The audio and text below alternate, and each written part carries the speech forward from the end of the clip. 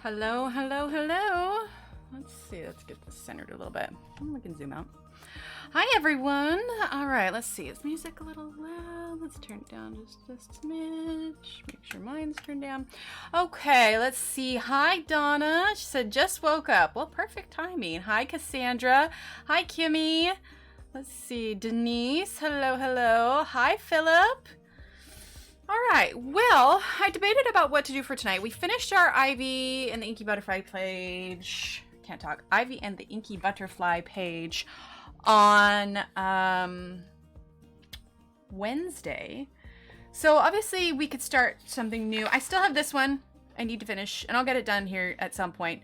I'm just not in the mood to color it. I don't know. Maybe it'll be one of those ones that sit on the shelves that, you know, is that work in progress that I always will say I need to finish but never actually do. This is the one I've been working on the last couple of days. So I've got, you know, her face. There's some more I want to do to her hair. I've got, you know, a lot of her body done. So a big portion that was done. The next step is kind of like the wings and moving on to there.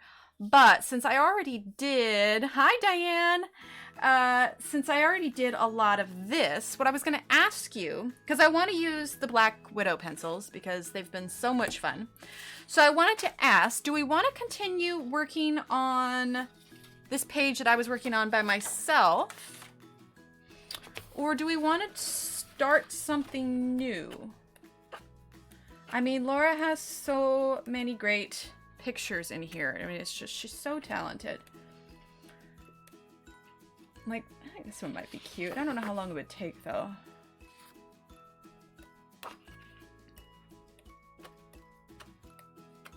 I mean, she's got loads to do. That one could be fun. She also has some smaller ones. She was working on, this morning, on her morning stream, she was working on... Hi, Ariane! Looking at nail polish on Instagram. That's fair, that's fair. She was doing the baby one too. Or maybe, was that page? I'm pretty sure it was in the book. She was coloring that baby page today. The one with the two... There it is. Laura was doing this one today, which is pretty cute. So yeah, what do you think, chat? Should we keep working on the steampunk pixie fairy, or should we start something new? Hi, Tyler. What do you all think? There are so many good ones in here. There's Laura. I feel like I'd need to get her skin tone exactly accurate just because we all actually know her. Did this one the other day. What did I do these with? I did these with... Oh no, I did these ones with the Black Widows too, but this was before I got the dark skin tone set. New? Okay. I think chat's a little bit behind. Okay, well let's take a look here. Feathers are a little intimidating. I don't think I'm in the mood for feathers. This could be cute.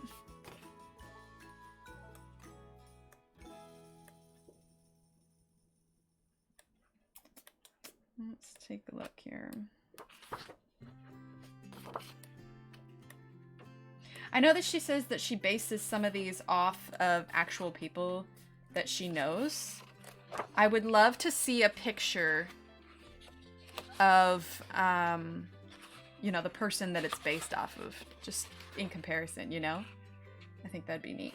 Why don't we do this one? The thing is I forgot. I haven't been taking these out of the book, and I forgot how cumbersome a book is with the tripod, but we'll make it work. We'll make it work.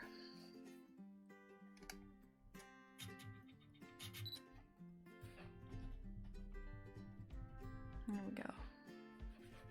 I know it's a little crooked, but otherwise the tripod leg is in the way. Let's see if I can... That could work. That could work.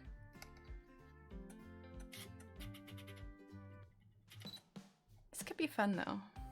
Okay, this is a little bit bright. There we go, that's better.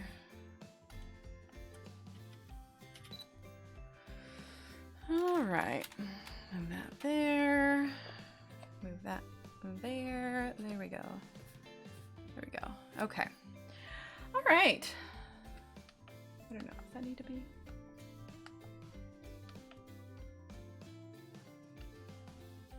Yeah, that's good.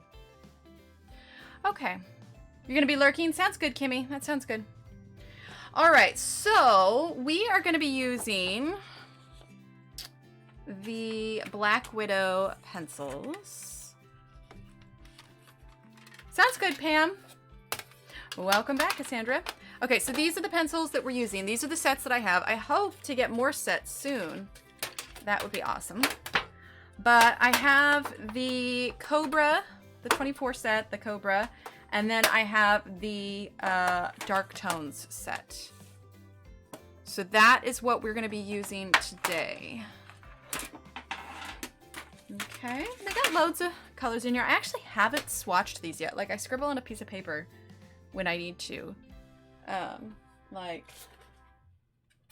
this is what I was using when I was coloring the thing, just because I haven't created a swatch for it yet. Which I will, eventually. Okay. And these ones here.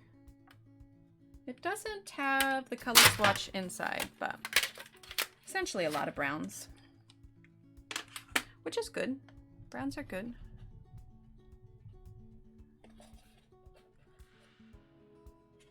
I'm gonna keep these ones up here. So yeah, how has everybody's week been? I know there's been a bit of chaos in the coloring community just because of everything that's going on right now. But I thought about it a lot this afternoon, and you have all 3 sets plus 2 skin tone sets? Oh man, Kimmy. I would love it. Well, see, the only reason that I got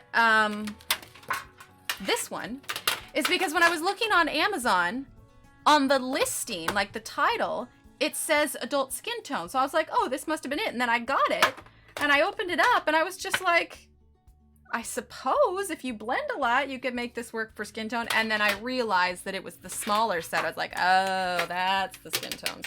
So I want to get the light tone set also. I will say though, this, you see I had a pencil accident. I don't know if you can see it here. That was so sad. I had the pencil spread out on the desk and the paper on the desk, and the cat at some point jumped up and then like stood on the pencils as it kicked off the desk, and it just, I was like, no. It made me a little bit sad. But this is the darkest I've ever colored skin tone. I don't usually do it this dark. I think I tend to default to lighter tones just because that seemed safer, I guess. Darker tones seemed, I gotta turn a fan on 1 second. Darker tones seemed mildly intimidating. But now I almost have a hard time going back. 1 second. I almost have a hard time going back just because watching Laura's coloring has helped me be more dramatic in shadows, and I find that it's almost easier to go darker than it is to stay light. You know what I mean? So I would like to get the light skin tone set at some point so I can test out these new kind of coloring techniques, so to speak, in a lighter color. With the darker tone set, it's easy to just default to, you know, well, a dark tone.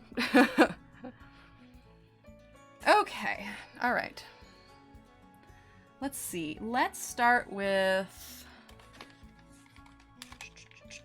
Thanks, Kimmy.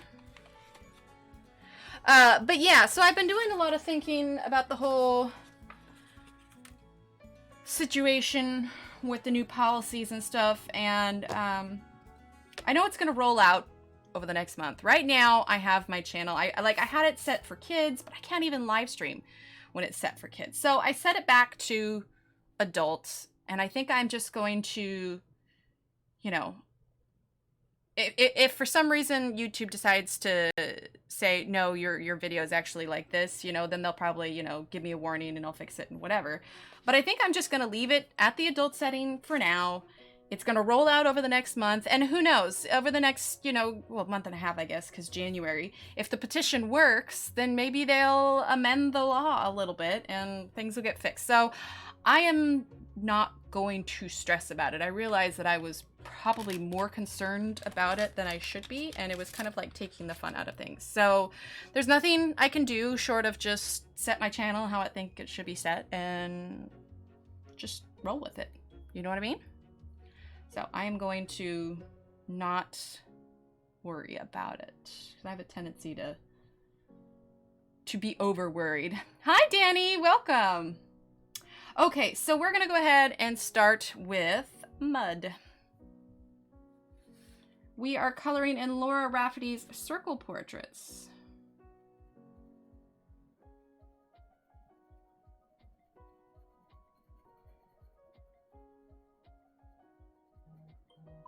Oh, my phone is not on silent. I apologize. 1 second.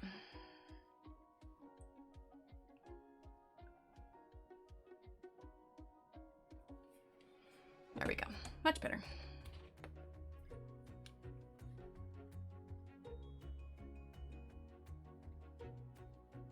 Yeah, I think I spent too much time watching the videos. Now, don't get me wrong. There is some validation to it. Something is going on, and we'll see what happens. So if anybody's curious, in the description below, I did add the links to Nerdy Crafter's video, as well as Coloring Cave's video, in case you want to be curious about it. I also put a link to more information about it, you know, what the channels would lose if you had to do the kid thing.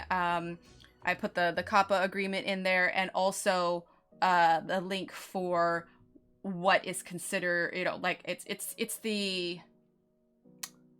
you know, the ask me or the question answers about, you know, what's considered kid content. Anyway, there's a bunch of info in the description below, including the link to the petition if you want to sign it. And if you're curious about the petition, you can go watch Nerdy Crafter's video or Coloring K's video, and they'll tell you more about it. So I did add that info in the description today. So if you are curious about it, that is what's going on.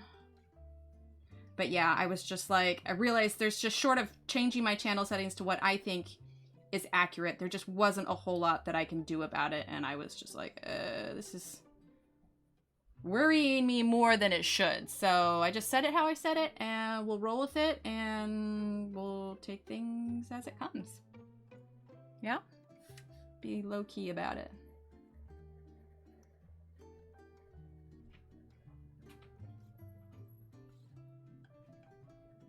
So, Kimmy, do you have a favorite set for, a favorite set for the Black Widows?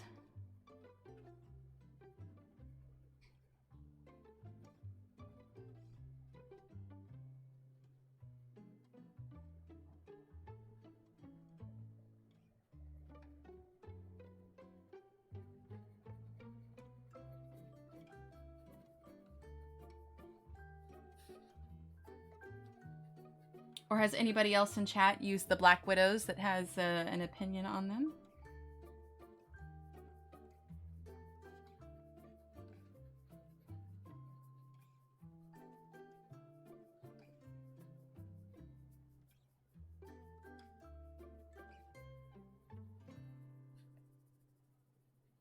And we are using mud right now, by the way.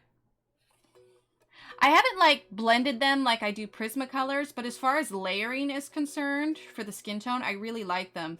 Like, Laura was using the Erosion Tombos today, which are good, but I just found like I had to press too hard. This is really bright. I found that I had to press too hard on them, and like my hands get sore after using them for a while. So they do, you know, layer okay. But yeah, I really like these so far. I would love to use them more. Maybe now that you have them, we could do more. Oh, most definitely. And like I said, I want to get more of them also. Like I'd like to get the full set. What other pencils would I compare them to? Well, they're definitely a harder lead pencil. I'm trying to think of what I have. Truth be told, of all the pencils that I have, if I could compare them to any pencil, I might actually compare them to the Ergosofts. Hi, Laura! Yeah, I might actually compare them to the Ergosofts almost. I mean, it's a completely different range of colors than the Ergosofts, obviously. But yeah, now that I think about it, I think I would compare them to the Ergosofts versus... I mean, I don't have Faber-Castell... Well, no, I do have some Faber-Castells. I don't have the full set. They're definitely not as soft as Prismacolors by any means. I'm trying to think what else. I mean, because I've tried some samples of some other pencils, but I didn't use them enough to really... But yeah, I would say probably the Ergosoft. Wonder why they call them Black Widows. Do you like them, Emily? So on their cases, I'm not sure what stemmed from the name, Diane, but like on this set, there's a Cobra on the front of the case. Here, upside down. On the front of the case, and on the main box, there's a Black Widow on the front, and then obviously there's like a little Black Widow there. But I don't know where the name came from. I'd be interested to know for sure. Laura, have you colored this one? I was trying to remember if I'd seen this on your Instagram or not.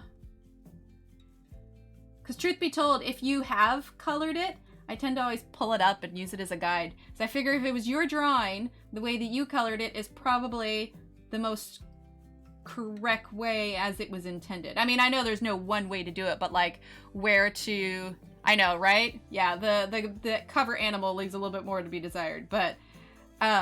you know, like, oh, this is where a shadow would probably go. This is... Okay, cool. I'm gonna have to pull that up later then.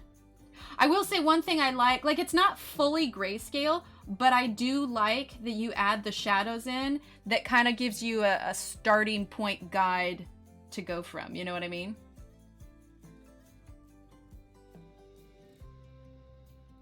Like, kind of gives you a clue about where the shadow, and then you can, like, build from that way. Yeah, no right way, but just like, it gives you a hint as to like where the shadows might fall, where the highlights, you know, like suggestions for where the highlights could be. Yes, exactly. Grayscale hints. That's what it is. Yeah, because it like gives me a base to work from, you know, gives me an idea for her bone structure, correct placement, that kind of thing. And I think that's exactly what I needed for starting to practice skin tones quite a bit more. In fact, I was looking back at some of my other drawings compared to the Steampunk Pixie. Like, I was showing them beforehand. Let's see this one. Compared to the Steampunk Pixie, and I'm definitely getting much more brave or bold with my shadowing. Hi, Bev! Welcome! Oh, it's Australian. We just do that with names. Oh, okay. I didn't realize they were Australian.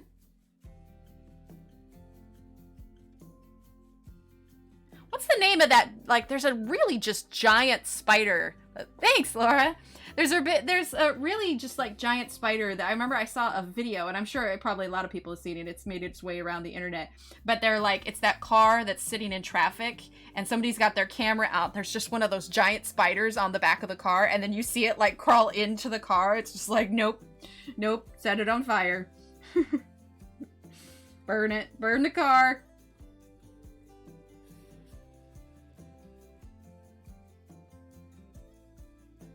Oh my gosh, I couldn't do those giant spiders. It's like the stuff of nightmares right there.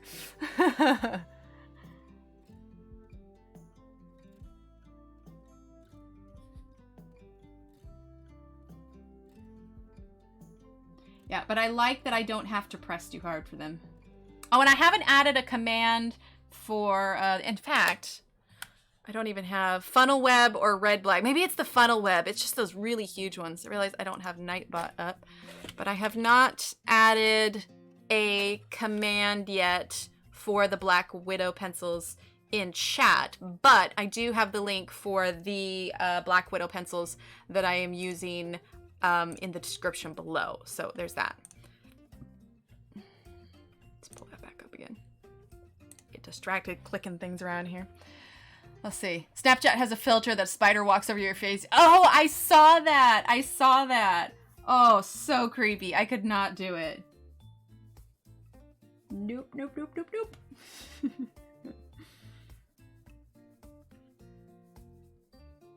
See, I'm okay with like little spiders. Like when I start having problems with bugs is when I know it'll make a noise when I squish it. I can't stand the sound of the crunch. Maybe that's its defense. It knows that I hate it, and it's like, well, we won't get squished if we make a sound. Ugh, gross.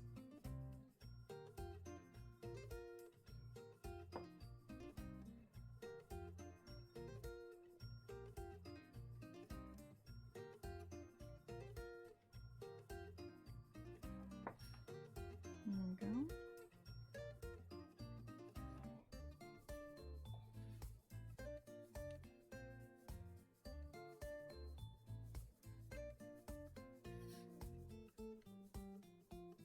Like I said, I haven't swatched these yet. I need to make a swatch for them, but I kind of feel like if I make a chart for it, I need to like make it so that it can like have enough slots for the entire set. Because I would like to have the entire set eventually.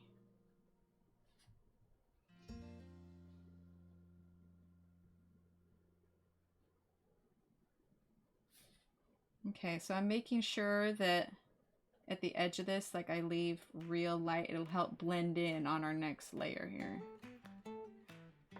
So what we're gonna do is we're gonna do layers after layers. Oh, let's see your left hand. How did the nail? Oh gosh, right? Okay, so I did this one. You can see, I got a couple spots that still need to be cleaned up, but so I did like this stripey thing. So I had this like kind of transparent nail polish. See, it doesn't look as awesome when I'm this close. So I found this green nail polish at Target today, and then I had like a blue kind of sparkly, but I did like this stripe here, stripe there, across the tip, and then let's see, lay it down. There you go. Got like these little dots here, and then I ventured to do this one, but I had to redo this one like 3 times. See, when it's this close though, oh, I don't like looking at him that close. See, it's the right hand. I blame the FTC. Wobbly nail polish because of the FTC. Okay. I can scan my swatch sheet for you if you like. I have the full set. Oh, yeah, that'd be great, Laura. Thanks. Okay, so that was mud. Now we're going to move to a slightly lighter color. I'm thinking... Whoop, let's put that part there. I'm thinking cinnamon.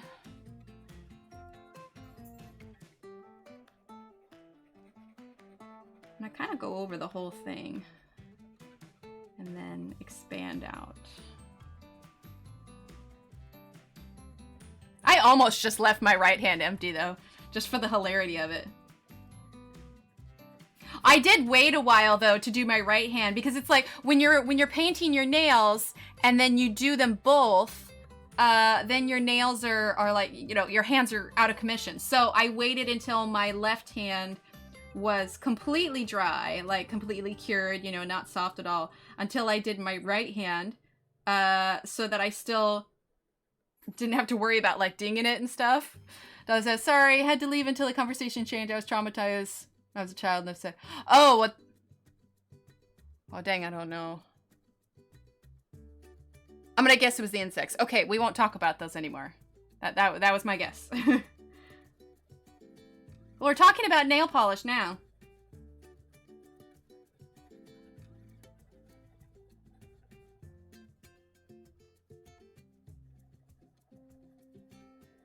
Well, and the nail polish that I got today was a new one, so I got it because I wanted to try it, but it was much more light than I had anticipated. So this is it here. I saw it at Target because my nails have a tendency to chip. I mean, I use a base coat and I use a top coat, but I think honestly, I'm just, thank you, no comment. Ah, gotcha, okay.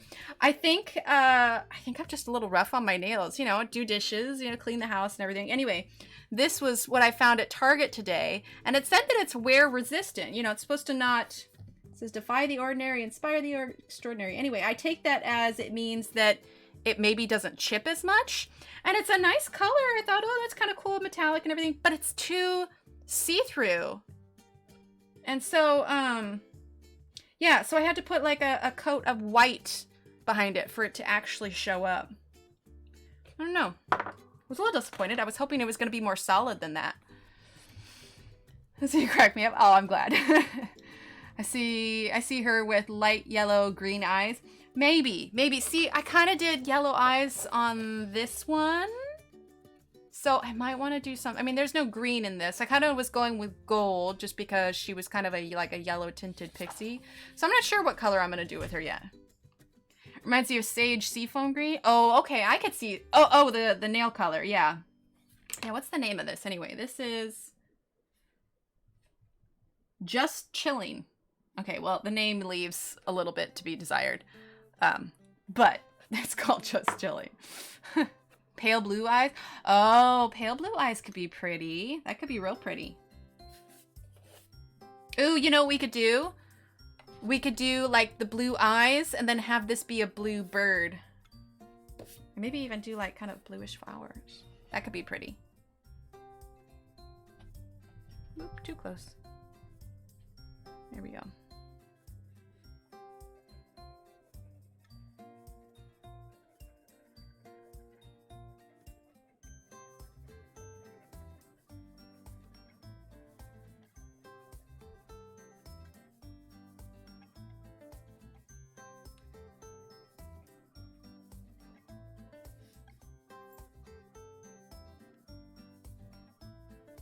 You like that color though? No, it is good.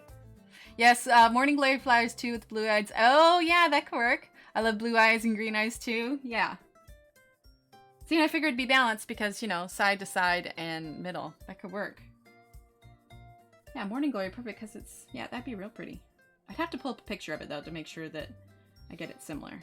I don't know, when I color flowers and like I'm coloring a specific, why is specific such a hard word? Sounds good, Kimmy. Please get some rest. Feel better. Hi, Brittany. If I'm coloring a specific flower, I like to be accurate. You know, well, as accurate as possible, you know, so I'll pull up a reference picture for it.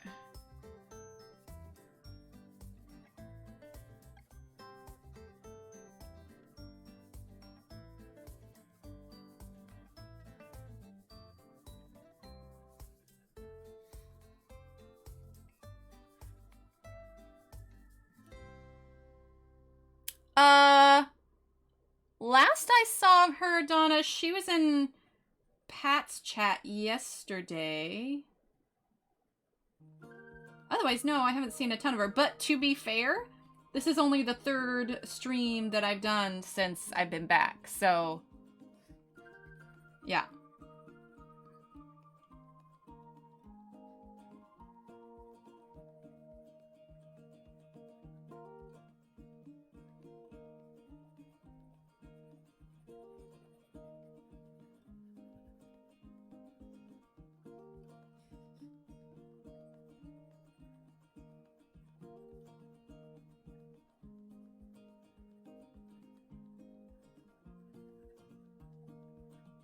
I find that it's so easy for me to get, like, zoned. Yeah, I saw her in Pat's. Yeah, she doesn't do morning streams.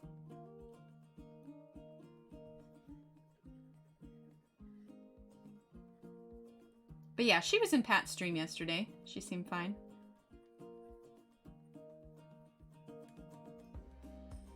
I wasn't there in Pat's for too long, but, well, maybe a little while. I was there a little bit, but...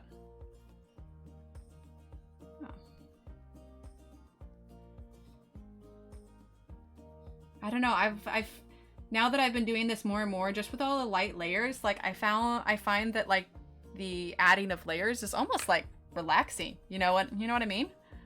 Hi, Alyssa. Welcome. So they're gonna get brave and color out of Layla Dooley's book, Flower of the Year. I haven't seen that one.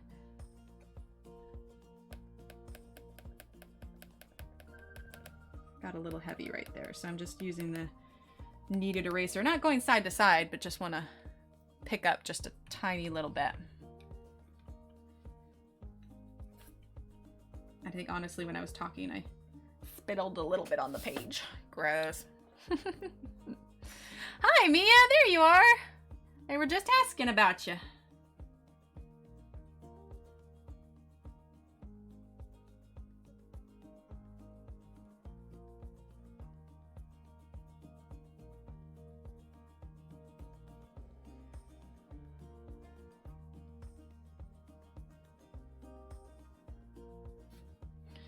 Okay, now we're gonna set this one aside. Was it the salon today? Ooh.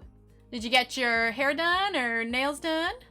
Thank you, Diane. You can thank Laura. Seriously, like, I know like I've done a lot of flowers and a lot of like Johanna stuff, but I'm watching lots of Laura stuff lately and I have learned so much. Wait, how'd it go? Was at the salon today. Was it like a job interview or were you working or getting some like hair done, nails done? But yeah, a lot of these I have been picking up from Laura, so. Oh, highlights and cut was there for hours. Oh, cute. Okay, so like I said, I haven't made the swatch yet, so I'm just kind of using this paper that I sort of scribbled things down on a little bit. Okay, fun. I'm going to the chiropractor tomorrow. Does that count? All right, sounds good, Brittany. Okay, so cinnamon, and we are gonna do, let's see, cinnamon and let's do leather, okay?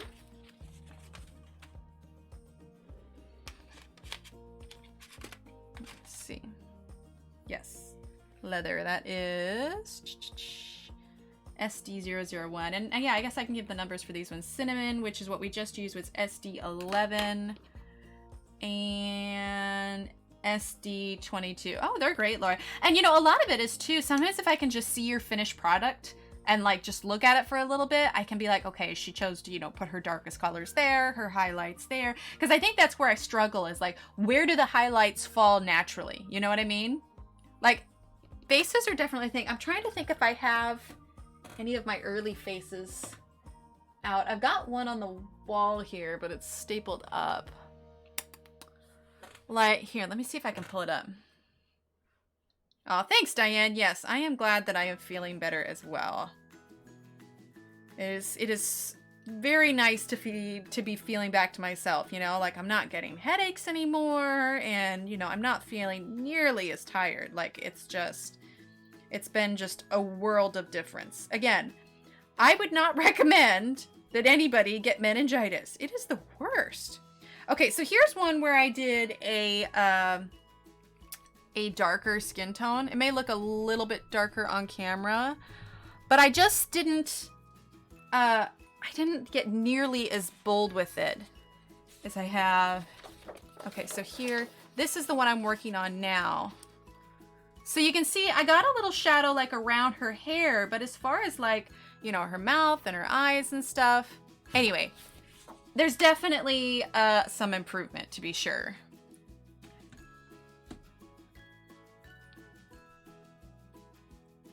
Oh, that's sweet, Cassandra. Ah, sounds good, Mia. Aw, thanks, Laura. That's intense with the red. Oh, actually, you know what that was fashioned off of? Have you ever seen the National Geographic, what is the name of it? That National Geographic picture of that girl. She's just got like the really intense, like blue-green eyes. Oh, yeah, National Geographic. I'm trying to think. Oh, now I need to feel like I want to pull it up. Let's see. National. There's like a name.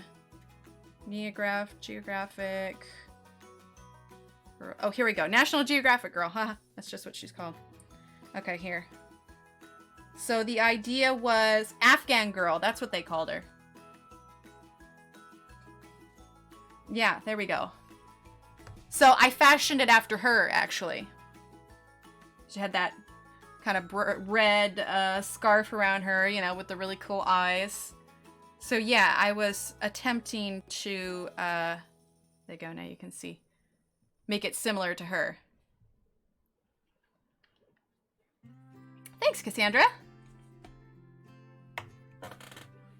Or the new Tombos. Nice. Oh, Tombow about pros, ABT pros. Are those, I'm assuming, markers, Mia.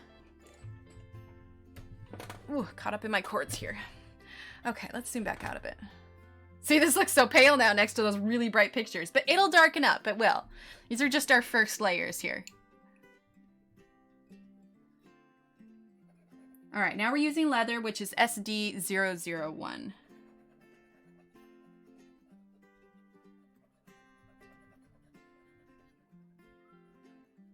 Cat's outside the door meowing.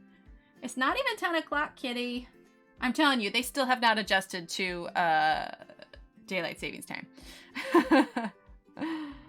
Alcohol markers? Oh, okay, awesome.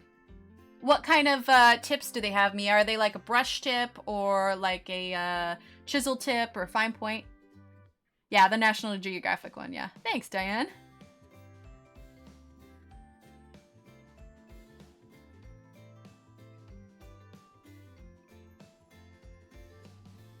So, quick question, and it may just be because I have kids. National Geographic is part of Disney Plus. Oh my gosh, Mia, that's what I was just going to talk about. You read my mind. Yeah, like I said, it may be just because I have kids, but how many people have signed up for Disney Plus? We did. We ended up canceling Hulu and we got it. And oh my goodness, there is so much stuff on there. So much good stuff. I've been going through the Avengers. They have brush and chisel tips. Oh, awesome. You got it. There you go. Had to. Oh, yeah, most definitely. I've been going through all of the Marvel movies in chronological order. Right now, I'm on to... Oh, I just started Civil War. But I hadn't seen The Winter Soldier.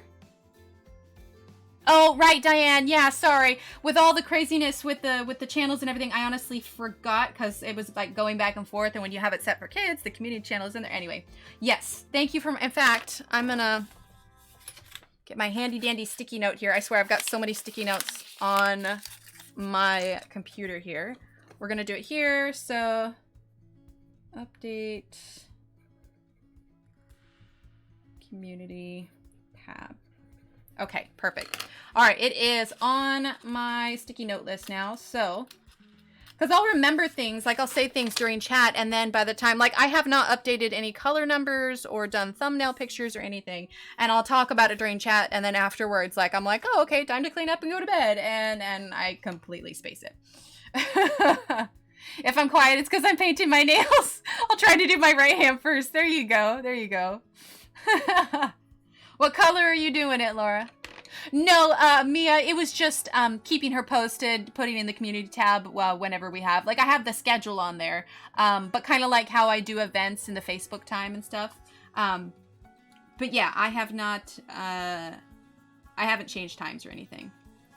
I mean, it took me a little bit to get back in the rhythm of streaming and everything afterwards, but no, stream times are not changing. We are good.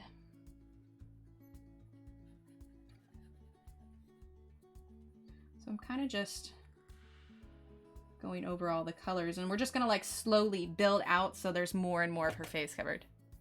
Yeah, I have been so behind on just like everything. It's like, you know, when I was there, I don't think I did any. I mean, obviously I was in the hospital for like 4-ish days or something like that. But I mean, I couldn't even like look at my phone to browse anything. It made me just like, the headaches were just awful. Like the first day wasn't so bad, but the tinnitus picked up the second day, and it was like I was wearing like a hat that was just nothing but pain. Anyway, the point is, I couldn't look at my phone, and so like projects were just piling up. And now that I'm finally back to myself, I have like this list of things that I'm trying to catch up on. And so yeah, I'm slowly ticking things off the box. I'm thinking some sparkly pink. Ooh, sparkly pink would be fun. I probably have an embarrassing amount of nail polish. I got way too excited about it when I started painting my nails for streams. I've got them in a little tray though, actually on top of my pencils. So when I change my nail color for stream, I just bring the whole tray down to my desk here. And so actually, you want to know something embarrassing, chat? I'm gonna move this here so you can see. Okay. So you see how this looks a little dingy? It's not dirty. What that actually is ink. Weren't sure if you're gonna be on tonight. Yeah, I know. I've been so behind on posting stuff. I'm back to my regular schedule though, so I'll let you guys know if I cancel. But I was doing my nails here, and I had, you know, some paper towels down and everything, so it was kind of covered, but it wasn't waterproof anyway. The point is, I spilled some nail polish remover, and I tell you, that acetone, it went on here, and then without thinking, I cleaned it up, and I wiped it up, and the acetone took the printing right off, like completely off. So if you look down here, I had a, they have, you know, permanent markers, and there was a super permanent marker. I redrew it with my ruler and redid the numbers with a super permanent marker. So it's not dingy. It's not dirty. I just melted off the ink with the nail polish remover, because that is the thing that I do. I mean, thankfully it's covered most of the time, but it was just this big gray bald spot on my thing.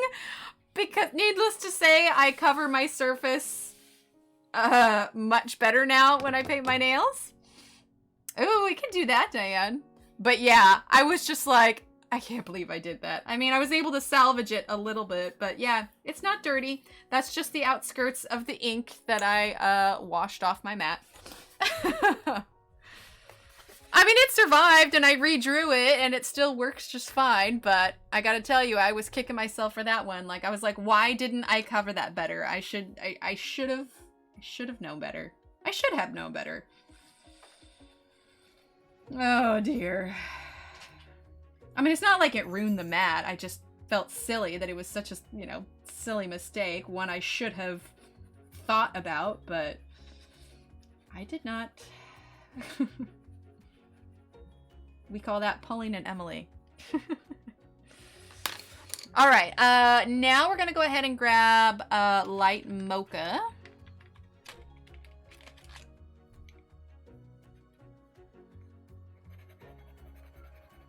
Gonna go over the whole thing again. And we're going to see this as I go on. We're going to see this starting to darken up more.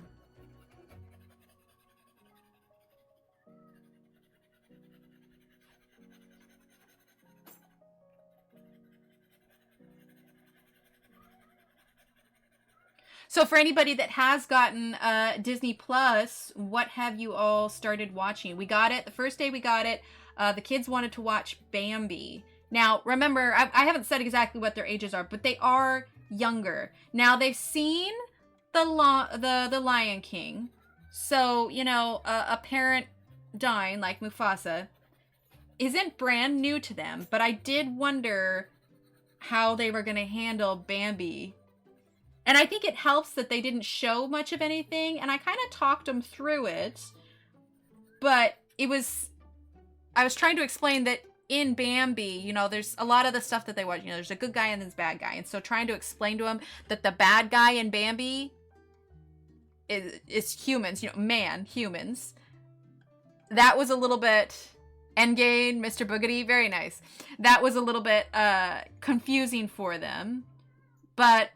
my daughter called it. She suspected that one of the parental units may die. So it wasn't as much of a shock to her. It was more like, I knew it was going to happen, you know. But they weathered Bambi very well. They weathered Bambi very well. I was impressed.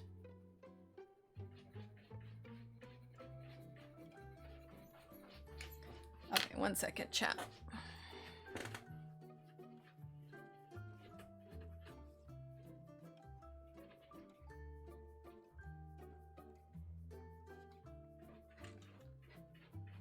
Sorry, chat, 1 second. I guess I walked out of the theater when I saw Bambi as a child. Oh, really? Oh my gosh, how funny.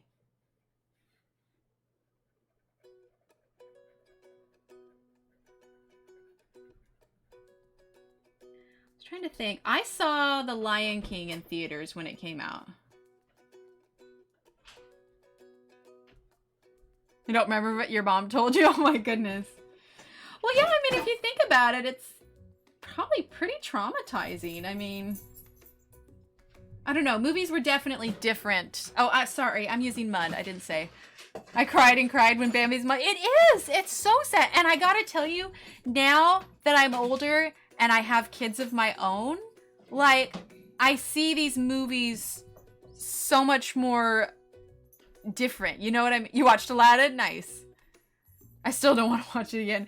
Yeah, and so now it's more like I feel, yes, I feel sad for Bambi, but it's like I feel sad for Bambi and his mother, but from a parent's point of view, you know?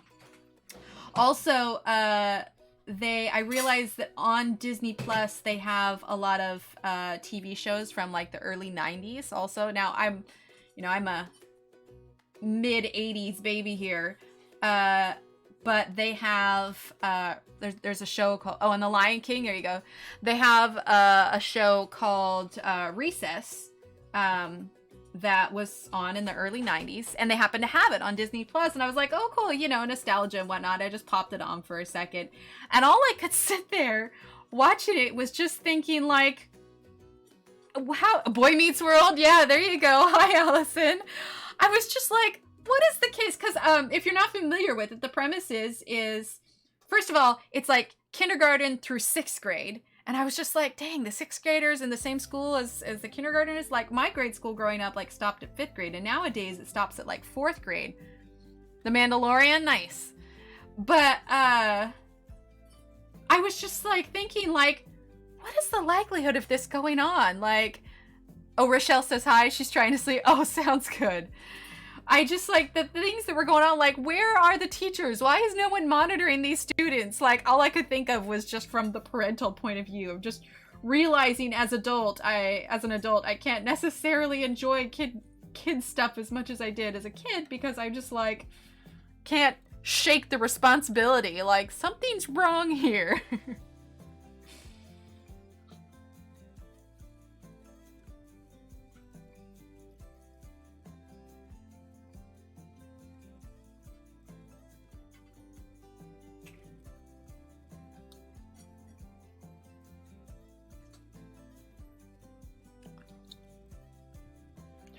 think. The color is a little bit more faded than I'd like. One second, chat. I'm gonna see if I can adjust something here. Give me 1 second.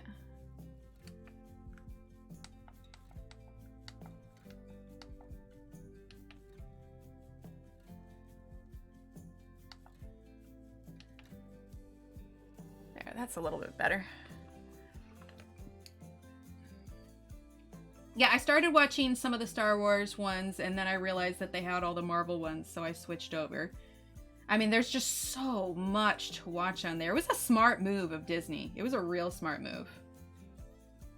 Because then they pulled, like, all the Disney stuff off all the other streaming platforms, too. And the fact that it's only, like, $6.99 a month. Here, man, you think I was sponsored with Disney Plus or something. But no, it's just like... And you know, I'm sure the prices are going to go up over time, but their starting price, so many choices. Oh, I know, right? There's so many. Their starting price is so inexpensive, you almost can't not, you know? Especially since I've kind of watched everything I wanted to watch on Hulu, you know? It's like, okay, well, what does it leave? And then Disney Plus comes around. Oh, it's $8.99 in Canada. Well, what's the exchange rate, Mia? Is it similar to US dollars?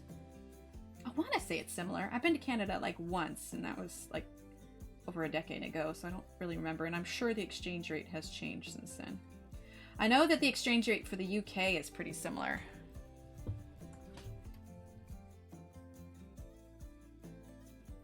I wonder too if, like, because there's stuff on Netflix in the UK that's not available in the US. So I wonder if Disney Plus is universal, or not, you know, but worldwide the same, or if there's some countries that have access to some movies that we don't.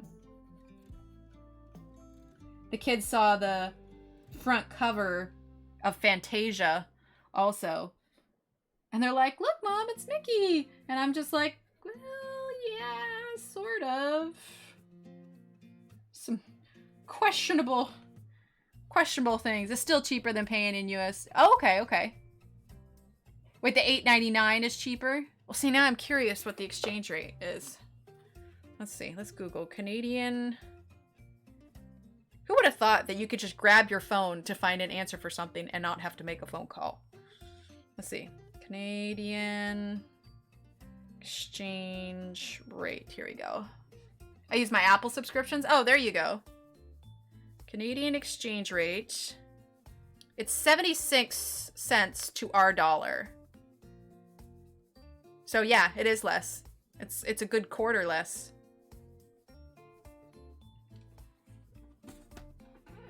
That's pretty good.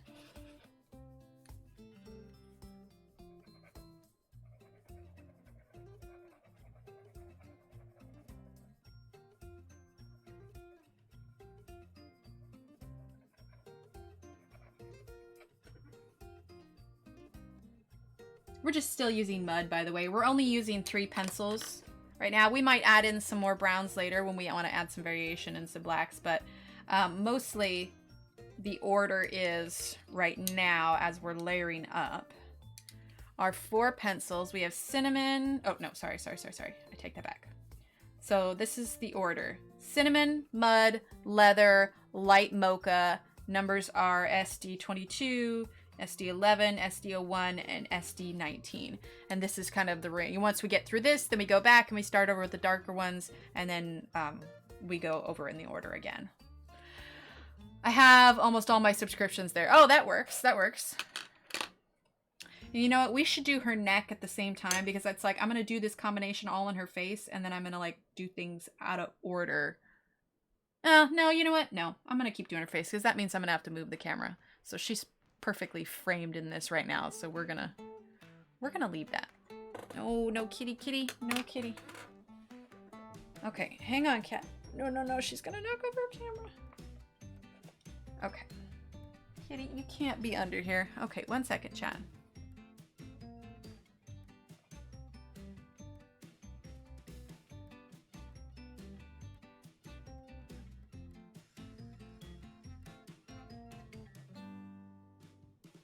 Okay. Aw, thanks, Laura.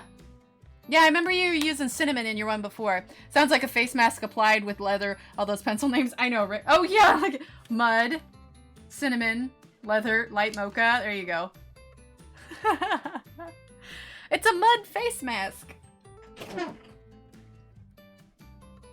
Sorry, she's just getting wrapped up in the camera cord. She likes to walk in between my legs, but the problem is the way I have the webcam cord is that it goes under my desk and then over to the tower. And so when she walks across, it's kind of like a clothesline hanging in the middle, and it's like right at her perfect height, and her head hits it, and then that's when the webcam takes a tumble. You know what? I realize this isn't really shining where it should. Move this lamp here. There we go. That's a bit better.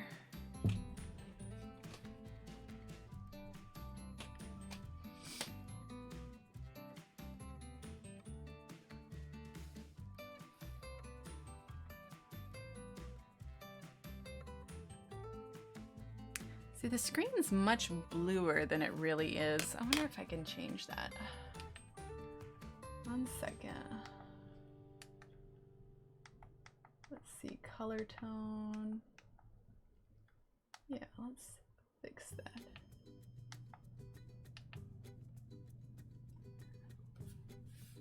Oh yeah, that's a little bit better. Yeah, that's much better. I had it very blue for some reason. I'm not entirely sure why.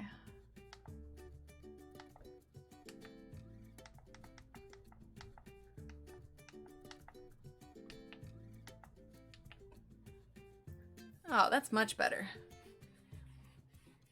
A bit more accurate.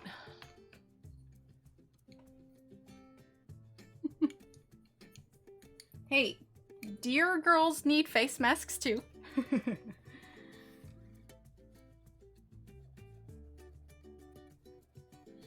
And actually, you know what we're gonna go ahead and do, because I want to start building up my darker shadows here. We're gonna go ahead and grab, what is it? Midnight. Okay.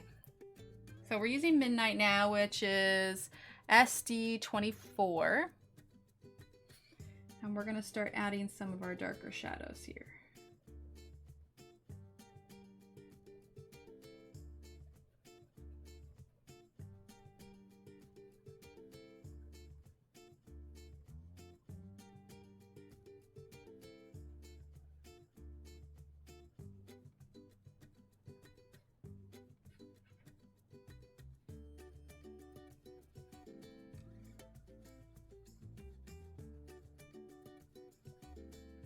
I kind of want to do like a beige color with their hair, I feel like.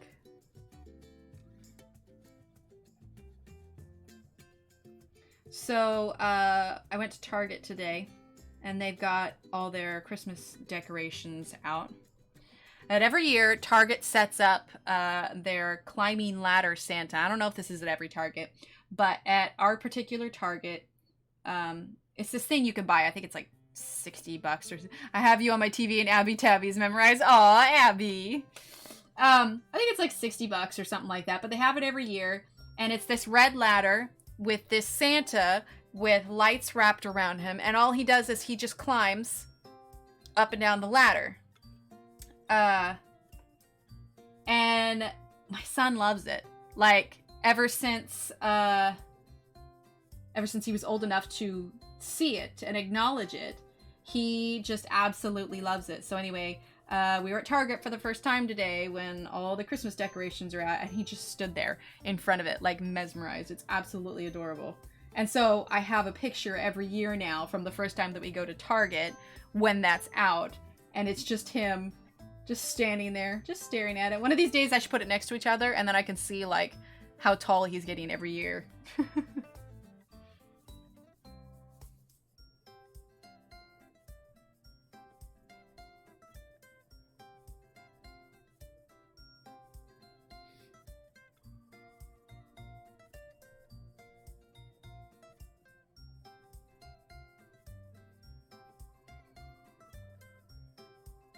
See, right now I'm still going light with the black, but eventually we'll go back and I'll add in even more.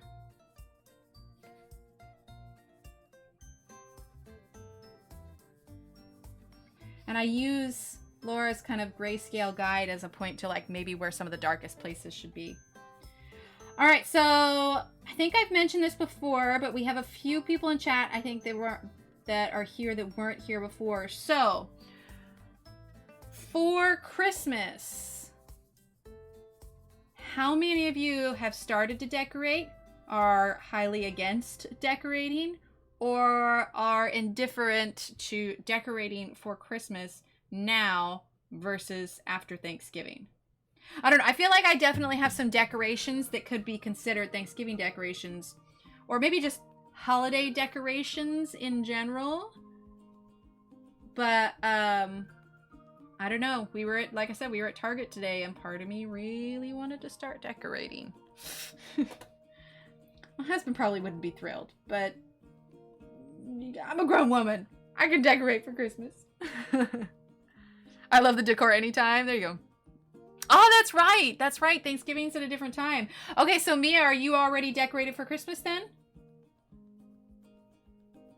Is Christmas in Canada a different time?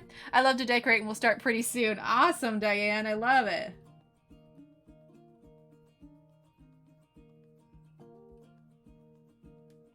Well, see, we were looking at the shelves and my son saw snow globes.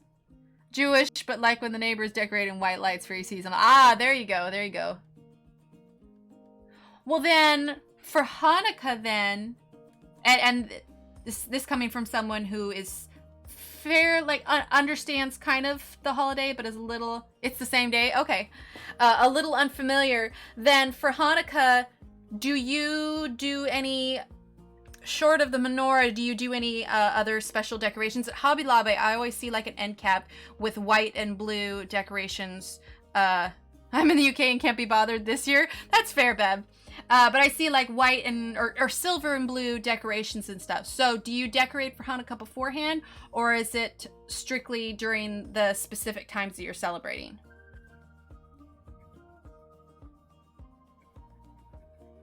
Okay, well, we're using mud now, by the way. Slowly start building some of these up. Oh, I feel like I'm gonna sneeze. But it's one of the ones like you can feel it coming, but you don't know if it's actually gonna happen. Woo! Nope, there it is, it happened. Tried to stifle it. It did not work as well. Ooh.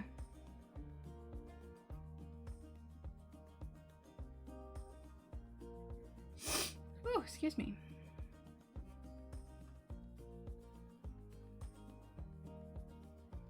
And I want to make sure that that black kind of blends in, so I'm pressing just a little bit harder with the mud here. And see, we're starting to get some of the dark ones. I hang my snowflakes and lights on the... Oh, do they have a pencil called Cucumber to go with that mud? You know, they might. I don't have the full set. I'll hang my snowflakes and lights on the 1st of December. I can't do a tree. Abby climbs and knocks them down. Yeah, see, we have cats. They don't climb it and knock it down, but they'll eat the tree and they'll knock down the bottom ornaments. We also can't do any presents with like that plasticky ribbon because the cat eats the ribbon too. I swear she can smell it. It's so weird. Hanukkah's not really a big holiday for us, made for the kids that didn't have Christmas. I think families with little ones try to decorate more, especially mixed communities. Yeah, that's fair. That's fair. I can see that. You got the Arteza ink Hanukkah planners? Nice. How do you like them, Mia?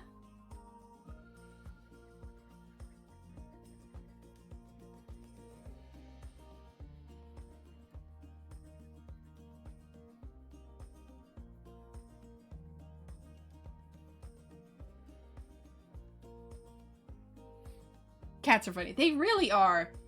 It really is like she can smell the plastic ribbon. So like I got a bundle of balloons, just latex balloons for the kid's birthday. I just got like 6 of them. And of course they come with all of this ribbon on. And I came home and the cat was immediately out here. And she's just like staring at it. And when we came home, we brought home, you know, the kids' presents. A few of the presents had, you know, ribbon wrapped on it. The moment I had them on the ground, she was out there and she was chewing on it. And the problem is obviously that kind of ribbon doesn't digest and we end up having to clean it up off the floor later, but it's just I swear she can smell the plastic. I don't know why she is obsessed with eating it, but she does. We've gone to the vet, asked her, like, is there something, you know, wrong? And they're like, no, it's just one of those things. It's so weird.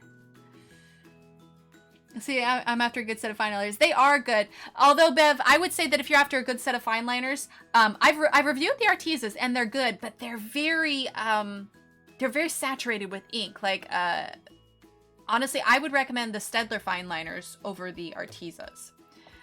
Yes, that's my Kitty Joe Kitty dude. Loves to chew on the tree and the ornaments. Oh, yeah. Yeah. Well, and you know, Paul is still kind of a kitten. I mean, he's only, well, he's not really a kitten, he's a big cat, but he's only like a year and a half old or so. And so he still plays like a kitten. And so he gets real excited when that stuff is out. In fact, so my kids were outside playing. They were playing on a water table. They were outside playing on a water table and they had all these little character toys. One of them was a little lion from this show called Lion Guard. Anyway, it got left outside and we found it and I put it in my pocket, not really thinking about it. Laura said, yeah, Laura likes the Staedtler ones too. Right, Staedtler is good. I'll take a good look. And Bev, they just, in fact, exclamation point. Oh, Chameleon. Yeah, Chameleons are good. That's right. They came out new ones. Staedtler 60, I believe, is the link for that. And I'm trying to remember what the other one is. There you go. That is the link. They just came out with a new set of 60 fine liners. So they just increased the size of the set. So that's super exciting. Bunch of new colors. Anyway, so it was in my pocket and I was in my room later, just absentmindedly, you know, I took my jacket off. I was like, oh, there's a lion. So I just kind of tossed it on the bed and I figured I'd put it away later. Anyway, at some point, the lion made its way out to the living room. The kids didn't move it. We didn't move it. The cat had been carrying it around and playing with it, like on the linoleum. I was just like, what? So I put it to the test and I chucked it onto the kitchen floor where it kind of made a click-clack sound. And the cat just went nuts. He went after it. And then later he picked it up, carried it to the living room. But he's been doing that a lot lately. Like the kids have a small, I wish I could buy the case for the Staedtler 60 fine liners separate. Well, the case is just cardboard. Isn't it, Donna? Oh, how funny, Mia. But they have this little stuffed Peppa Pig, or you can see up in the little one, but it's not big. It's maybe this big. You squeeze it and, you know, it oinks like Peppa. Anyway, the kids have been playing with I have all of their small stuffed animals in a shoe caddy in the door. And so when they play with them, they pull them all out and they're all over their bedroom floor. And so they're all over. And I walk into the bedroom and Paul was sitting on the bed with Peppa underneath of him, and he had his paws like on either side, like he was holding it, and he was chewing on the stuffed animal, like no joke, like a dog would. And I'm like, did he really just go pilfer Peppa from the bedroom to hoard her in our room just to chew on it? Like I'm sitting there and he's like gnawing on Peppa's snout. I'm like, oh my gosh, like he is so much like a dog. He gets in the garbage. I've caught him drinking out of the toilet. He scavenges everything. Like I have never had a cat so much that is like a dog. And he always sleeps on his back, like completely stretched out with his legs. Like he is just the weirdest cat and it's hilarious. Canine complex. Exactly, Allison. It is just the funniest thing. I love that like every cat has its own like personality quirks. You know what I mean? Like our other cat, she is so snuggly. Like once we're both cat dog. Exactly. Oh yeah. He's exactly like a cat dog. Like it's insane. But the moment that we're both in bed, she will come up and she will plop as close to our head as possible. And if she can get right in between us, she's even more happy. Like she just wants to be right up in there. And then half the time I end up having to change my pillowcase. She's got cat hair all over it. Abby sleeps like that too. It means they trust you. Oh yes, he's a very trusting kitty. And you know, when they were kittens, we made a point of like touching his paws and rubbing his belly and his ears, you know, so that he didn't hate it quite as much. And now we can touch his paws and rub his belly. So we're like, guess that worked. But he is just the funniest guy. I'm trying to think if I have a picture of him sleeping funny that doesn't show too much of our house here. Let's see. Here, I try to keep things pretty secret, but I have a picture of him. Oh, here we go. Okay, yeah, this one's fine. Look at this. I mean, who sleeps like that? He was sleeping like that. Who sleeps like that? I mean, and this is like just his arms down. Half the time he'll sleep with his other arms like straight up. Like he's stretched out. Like, and then he'll like lay in the middle of the hallway, like smack dab where everybody's walking. Like, this is how he sleeps. I mean, it's hilarious. I had a cat that played fetch, chased his tail and drank from the toilet, sometimes tried to bark. Oh, that's hilarious. His name was Velcro. Oh, he passed. But yeah, we had a cat, our other cat, Paul, he passed last year, but he would, we had little plastic jacks that we toss, and he would catch those and bring it back. But I do like that Velcro. That's cute. But yeah, he just sleeps like that, and I don't get it. I don't get it. He is just the funniest cat. I've never had a cat that slept so quirky before. I'm trying to see if I have another one here real quick, because he's got beds all over, like in every corner of the house. Let's see. You know, and he sleeps in them. He does, but other times he just wants to stretch out. Yeah, anyway. I could spend all night trying to find pictures of my cat, but plastic ties is what he liked to. Oh, yeah. Oh, and also the little rings from around the milk jugs. He likes to, he would go after those ones too. Yeah, but yeah, cats are funny, man. They are so funny. But yeah, so one of ours is just all she wants to do is sleep and snuggle. Like, if I'm ever not feeling well and I'm laying in bed, like, she's in heaven just because there's somebody in bed with her. You know what I mean?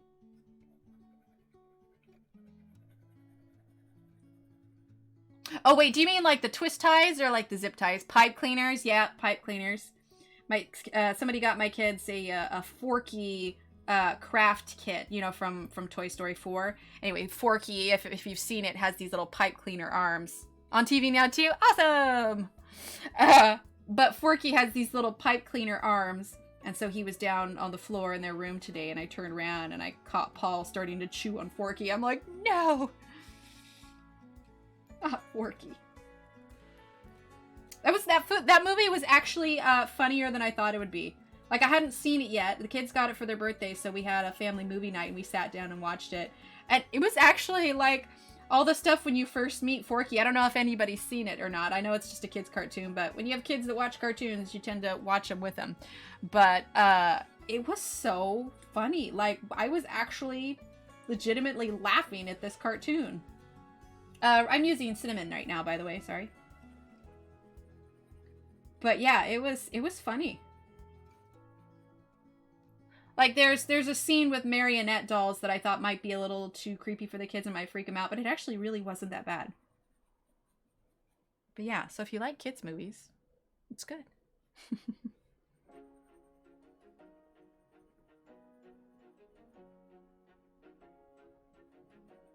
But like I said, young kids, so we have a tendency to end up watching those. Not to mention, a lot of times I want to screen the movies before I let the kids watch them.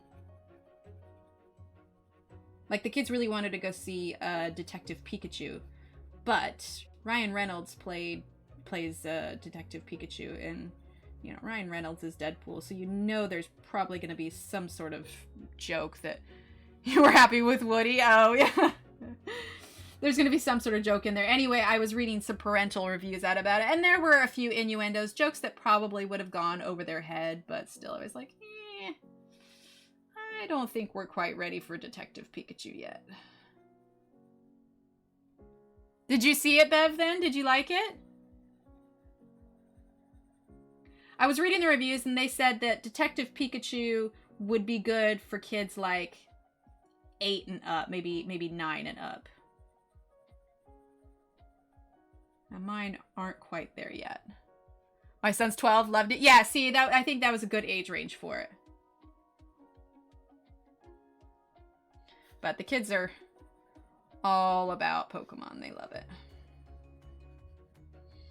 Yeah, see, we're slowly building up our layers here. It looks much more brown on mine than it is here. Let me see if I can adjust one more thing so I can get you guys some true colors here. Let's see, that's the saturation. Let's try color tone. Let's go to the extreme here, see what that does. Just a little bit, not much, but I don't think that's what we want.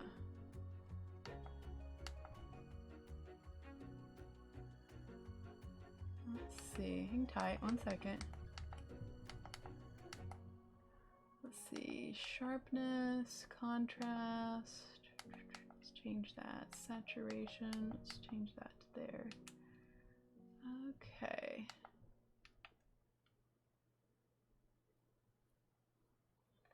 I don't know if I'm making it better or worse. Maybe I should just stop messing with it. Perhaps. Just try to fix it.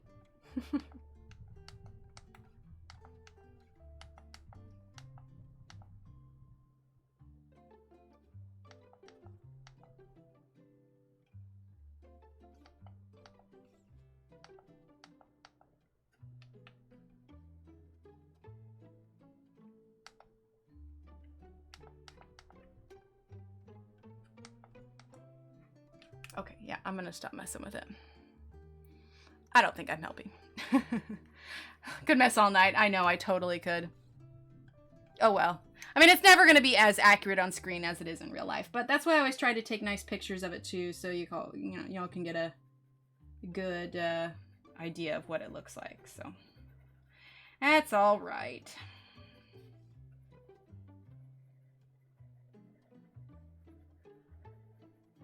It's kind of like I have to change the balances for every picture too. Looks great on TV? Okay. All right, well then I'll stop nitpicking. You know, they always say like you're your own worst critic. Oh, I wanted to show you guys something. I wanted to get your opinion. It's not coloring. Oh, we got a film over here on Netflix called Into the Wild. Rob Lowe and Charlotte from SATC. Oh, that's a good film. Into the Wild. I feel like I've seen that, or at least heard of it. Anyway, I have an art show that's coming up. It's like a Christmassy kind of themed stuff. Anyway, I made some paintings. So question, do you guys want to see the paintings I made? I could go grab them. I debated about showing them to you. The thing of it is that the show is 2 days after I'm getting my tonsils out. So I don't know that I'm going to be able to go. I'm trying to think if I just... Yes? Okay, I'm trying to think that if I just like up my pain medicine, I could at least make an appearance for like half an hour, but I don't know. Okay, cool. Let me grab them real quick. Well, sort of, Donna. I've changed my technique a little bit. I'll show you. 1 second. Let me go grab them real quick. I've got them hanging on the wall out here, so 1 second.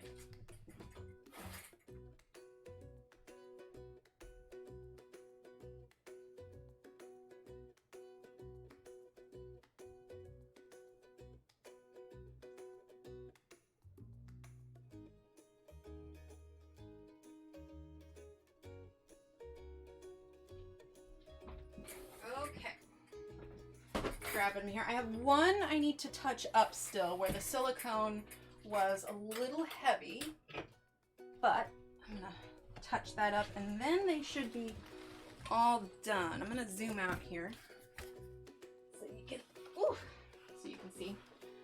They're a little heavy. Here, let's bring this up. I know, that's what I'm thinking, Donna. I think it's definitely, I think I'm definitely got wishful thinking here a little bit. Girl can dream, right? Okay, so this was the first one I did. It was something kind of new, but you'll be able to see there's a little bit of embellishment. It's kind of long, so I'm gonna kind of like feed it through here. So it's got some kind of purple magenta on it. I'm gonna flip it because I can't turn it, and then there's a little bit, there's some kind of purple there, and then it's got these little raised dots on it, so it's like some texture. The other ones are smaller. This is the biggest one, but then it's got some other, these are textured dots on here so you can feel it. And then this one is slightly bigger. Here, I'm gonna move the coloring book. We'll put that back in just a second. And then there's this one. This one also has some of the textured dots on it. You can see it. I don't know, I love texture. Like, I love paintings that make you want to touch them, you know? So this one's kind of purple and magenta. There's a little bit of teal in here as well. But yeah, I really like the... Actually, you're getting more accurate colors from this one too. Yeah. There we go. And then these ones are a little bit different. There's, let's see, let's do this one first. There's this one. Now it looks a little bit more orangey in the video, but this is actually like a bronze. So when you look at it in real life, it's like a metallic. It's kind of like a, let's move these pencils. Yeah, essentially, Laura, it's the same kind of formula, but instead, like for this one, I blew on it, and so made it go where I wanted to go, kind of like a little burst of paint. So yeah, it's... Oh, I didn't even think about that. I like that, Donna, because I haven't come up with names for them yet, so I still need to come up with names. But yeah, it's the same formula for an acrylic pour. I use acrylic paint. I use a chemical called Floetrol, which is essentially a thinning agent. I use water, and I use silicone oil. But yes, there's that one, and then the last one. There's just 4 because I don't know, maybe, Donna. I don't know. There probably is a specific name for it. But it's only 4 paintings because it is a giant show of like a bunch of local artists for Christmas. So that way there's a wide variety of things. Haven't decided yet which direction I want this one to go, but I like this one too. So it's this here. So it's the same kind of style, except this one's more directed. Well, Laura, if you travel down next week on Saturday, I'm teaching a painting class. I could definitely do a video on how to do it, for sure. I think I've talked about it before, potentially doing it. There wasn't a whole lot of interest, but ruffled scarf. Oh, Donna, I like that. I'm gonna write that down. Donna, you're so inspirational. My goodness. Ruffled scarf. I like that, Donna. I may just use that if that's okay. Do I have your permission to potentially use that as a name for it? But yeah, I'm teaching a fluid art class next Saturday. I teach them about 4 times a year or so. And it's nice because I live in a college town, they tend to fill up. So like we do one around Mother's Day and, you know, around holidays where maybe it's a good gift giving holiday. Aw, thanks everyone. Oh my gosh, Laura, how fun would that be? If you came to visit and when we could do like a total, like complete live stream where we're both here, that would be so much fun.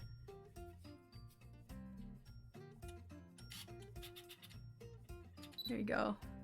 Yeah, I'm making it. If you're talking about knitting scarves in general, yeah, I'm crocheting a scarf for my son right now.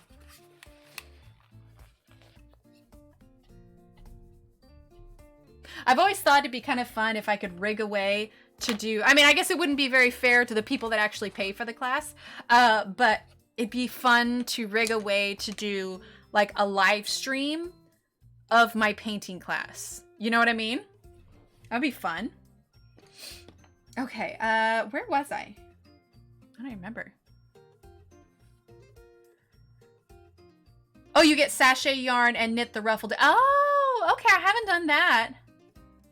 Yeah, well, I just realized my daughter has a scarf, but my son does not, and temperatures dropped like into the 30s, and it was, I'm using mud, by the way. I'm just looking at it and realized I wanted to make this darker. Anyways, really cold, and I realized he didn't have a scarf, so I'm making him a scarf this year. That'd be so fun. Maybe when Abby's no longer, she's 17, I'm afraid. Oh, that's right. You were saying that this morning. Oh, Abby. I know how you feel though. We, our other cat, not Paul, but our other one, she's not that old. Let's see how, I mean, we got her when my husband and I started dating. So she's maybe only like 13, but she's got some issues and she goes in and gets like, oh, you were telling me, I figured you knew. I know, right? No, I didn't know that one. I didn't know that one. But she goes in for like monthly shots now, and I think I'm also a little gun shy because we just lost our other cat, so it's just like every time she has a medical issue, I'm just like, You know, like I'm just worried what the vet will say. Let's see. Make some for my nephew. That'd be fun. I just crocheted a baby blanket for my daughter who's pregnant, about to be a grandma. Oh, congratulations, Lisa. That's exciting. Very nice. Seriously, though, if there was enough interest generated on the painting front, I could totally do a stream where I teach how to do the, or at least how I do my fluid art. I could totally do that. I always say that it's more chemistry than it is, I mean, it is art, yes, but a lot of it is chemistry. Abby had some medical problems this year and she sold. Yeah, I know how that feels.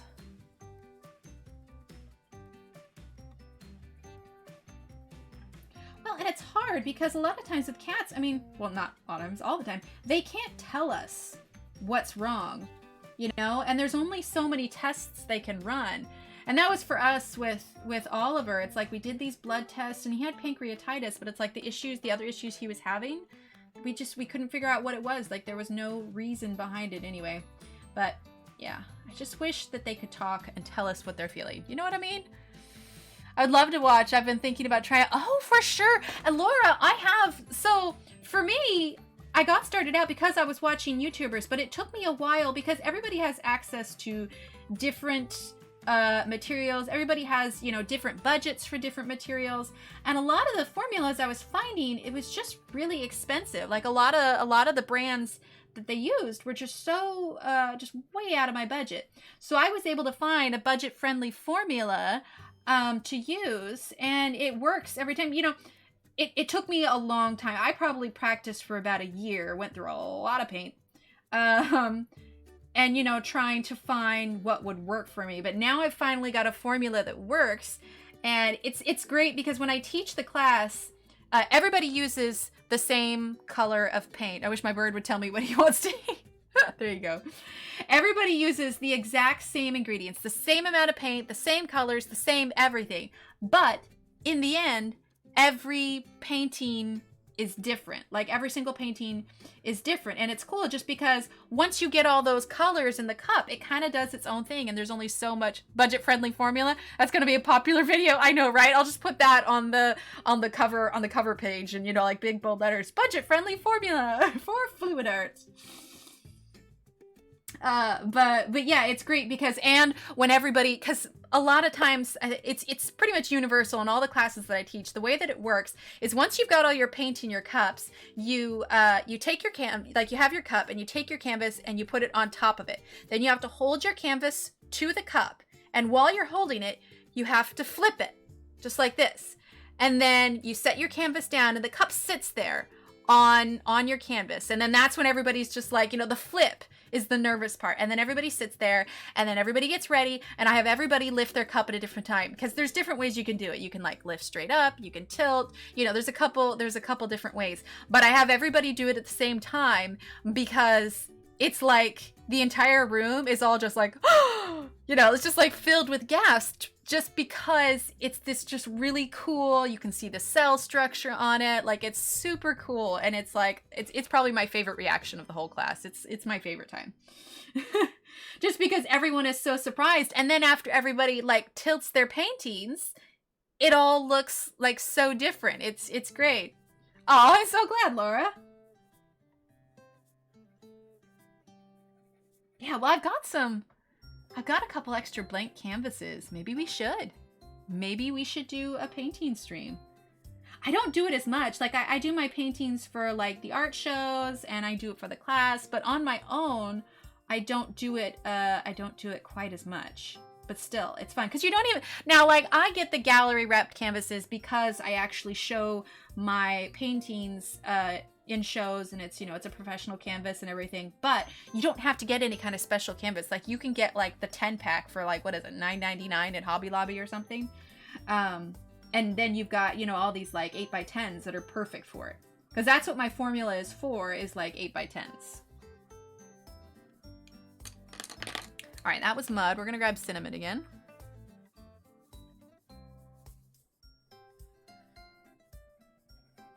Yeah, it's super fun. So I will more than I cannot word today, chat. I cannot word. I would love to share my recipe with you, because I've got this kind of syllabus almost that I hand out at the beginning of the class, and it's got your supplies, your instructions, your formula, like it's got everything you need. And it's got even, I think, a color wheel on it, and I send that home with them too. But I do encaustic wax pulls that seem similar, and it's so fun. What's an encaustic wax pull? Is that like, oh gosh, where do I have it? Is that where they do like the wax sealing kits on the tiles, and you do it and then you like peel it up? I'm curious what an encaustic wax pull is. I'm intrigued, Laura. Let's see, I'm trying to think. My sister got me a, I thought it was here, a wax seal kit that's been fun to play with, but I think I put it in my cabinet.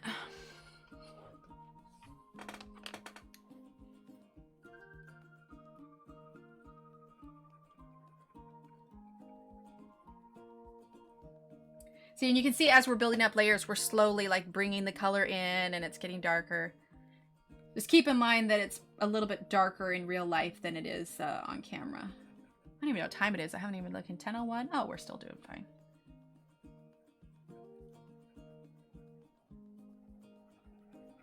It's easy to get lost in the layering. I'll do video of encaustic if you do one for fluid art. Deal. Deal, Laura. I love it.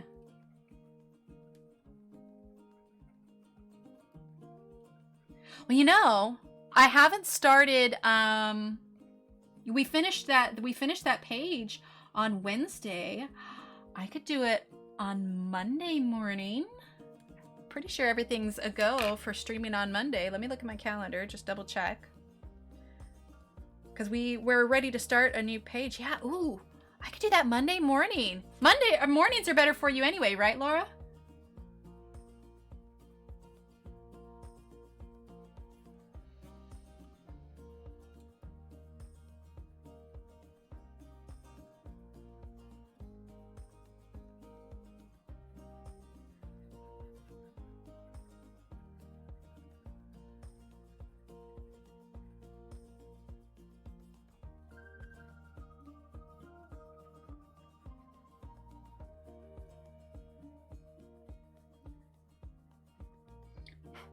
Hair on there.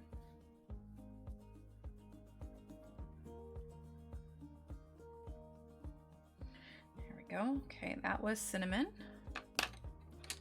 Perfect. Yeah, that could be fun. We'll mix it up a little bit.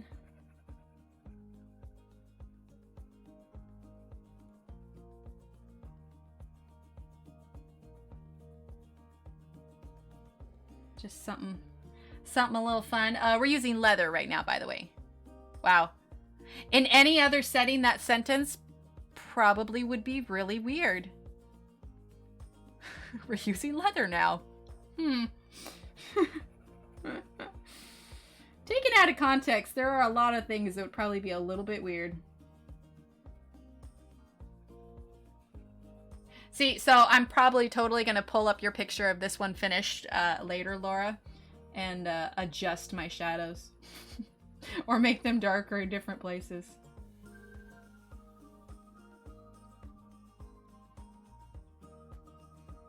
I know, right? 50 Shades much? I know, right? What is this stream? Well, the FTC can't ding me on child ones for this one, can they? Sounds good, Diane. You can always watch it back. Oh my lord. This is officially an adult stream. Oh man.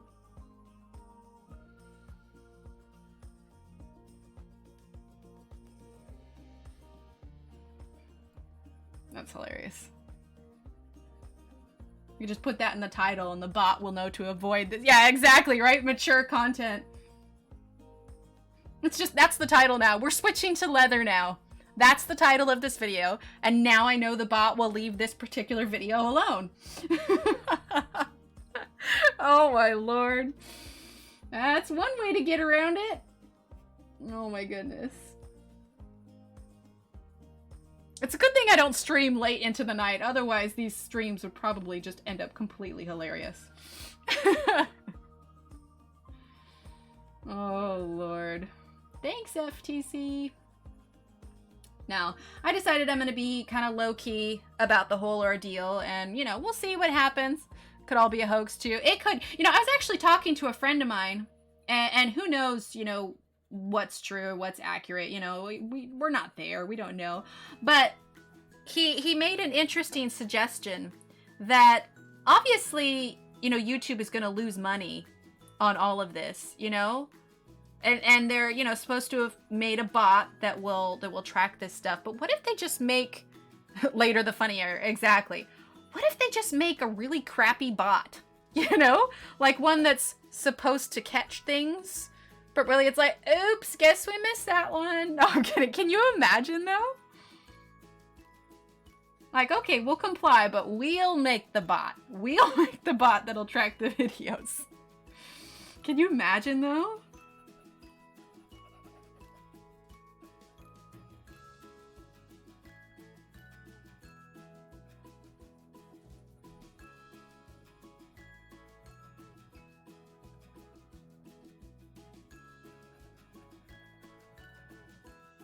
All right, so that was leather. Now we're gonna use light mocha. I'm gonna kind of go over everything here, because that also kind of helps to burnish it just slightly. And then we'll go in with a few layers again. I know we've like spent the whole time doing this, but to build up the layers that you want, it takes time, to be sure. I've definitely learned that. I could easily just spend hours on her face. I don't know. They risk another huge fine. That is true. That is true. I don't know what's going to happen. It's going to be interesting, to be sure. I'm just holding out hope that, you know, the FTC is listening, and maybe by January they'll realize that there might be a better way to do this, and they'll, you know, amend the law. I mean, really, they just need to take out that love a late stream. They're funny. True story, Mia. They lost, I think it was 17. Yeah, it was a lot. It was a lot. But although to be fair, Google, who owns YouTube, is worth like almost $1 trillion. So 17 million is like, because I think their gross net is something like 900 and some odd billion. Like, they're worth a lot. So 17 million is, you know. Yes, I put the link for the petition in the description below for sure. Hi Cheryl, welcome. I'm glad you're here. Yeah, I put the link for the petition in the description below if you're curious. Plus, with loads of other links with all the information you could need to be, I have too much Google already, I know, right? All the information you could need to be fully informed in everything that's going on. But I just realized I was stressing about it more than I probably should. You know, I can change my settings and I can change what I need to, but there's not a whole lot I can do about the situation. So I'm gonna let things roll and guess we'll see what happens. The whole deal's idiotic, just like adult art being nixed on most platforms now. Oh, most definitely. Wait, what do you mean adult art being nixed on most platforms, Loretta? And hello, Loretta! What other platforms is adult art being nixed on? I'm curious now. But it's good, you know, we're everybody's talking about it. We've got the petition going on, you know, the FTC is listening, so hopefully they'll, you know, realize their mistake, I suppose.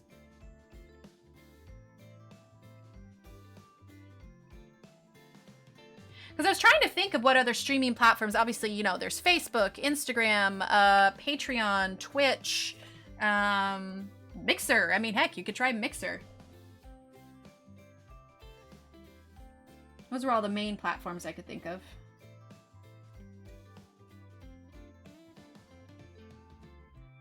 YouNow? What's YouNow? I've never heard of YouNow. I'm assuming it's like YouTube? Like, does it have live streaming capabilities? I want this to be darker.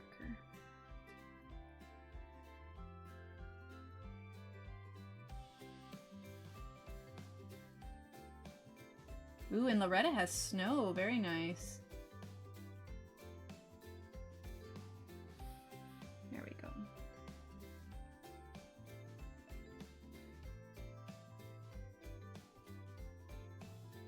See, now that we're going back over it again, now I'm going even darker with the black. I was on a stream there the other day, a tech guy. Interesting. Hello, it's Instagram for one. Nudity of any kind is almost is being censored out along with a lot of other content like pole dances that is basically bit. Oh. You mean adult art. Okay. I get what you mean. Gotcha. I thought you meant like adult coloring, not like adult art. I gotcha.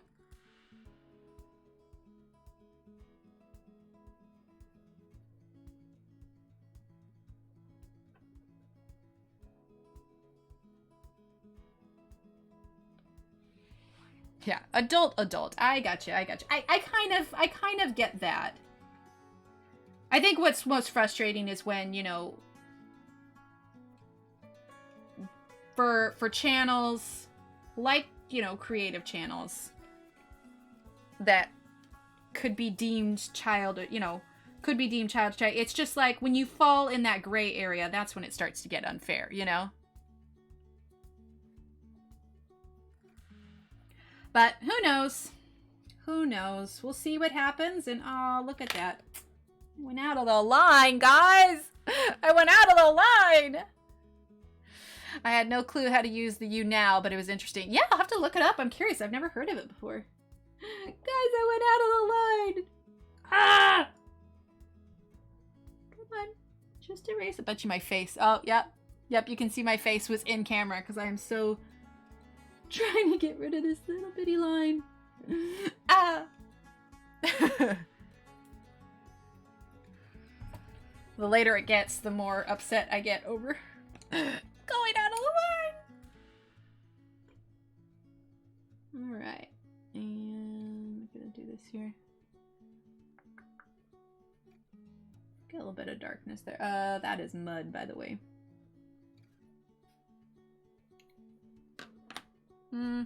I feel like that was not the right move. I should not have made that dark.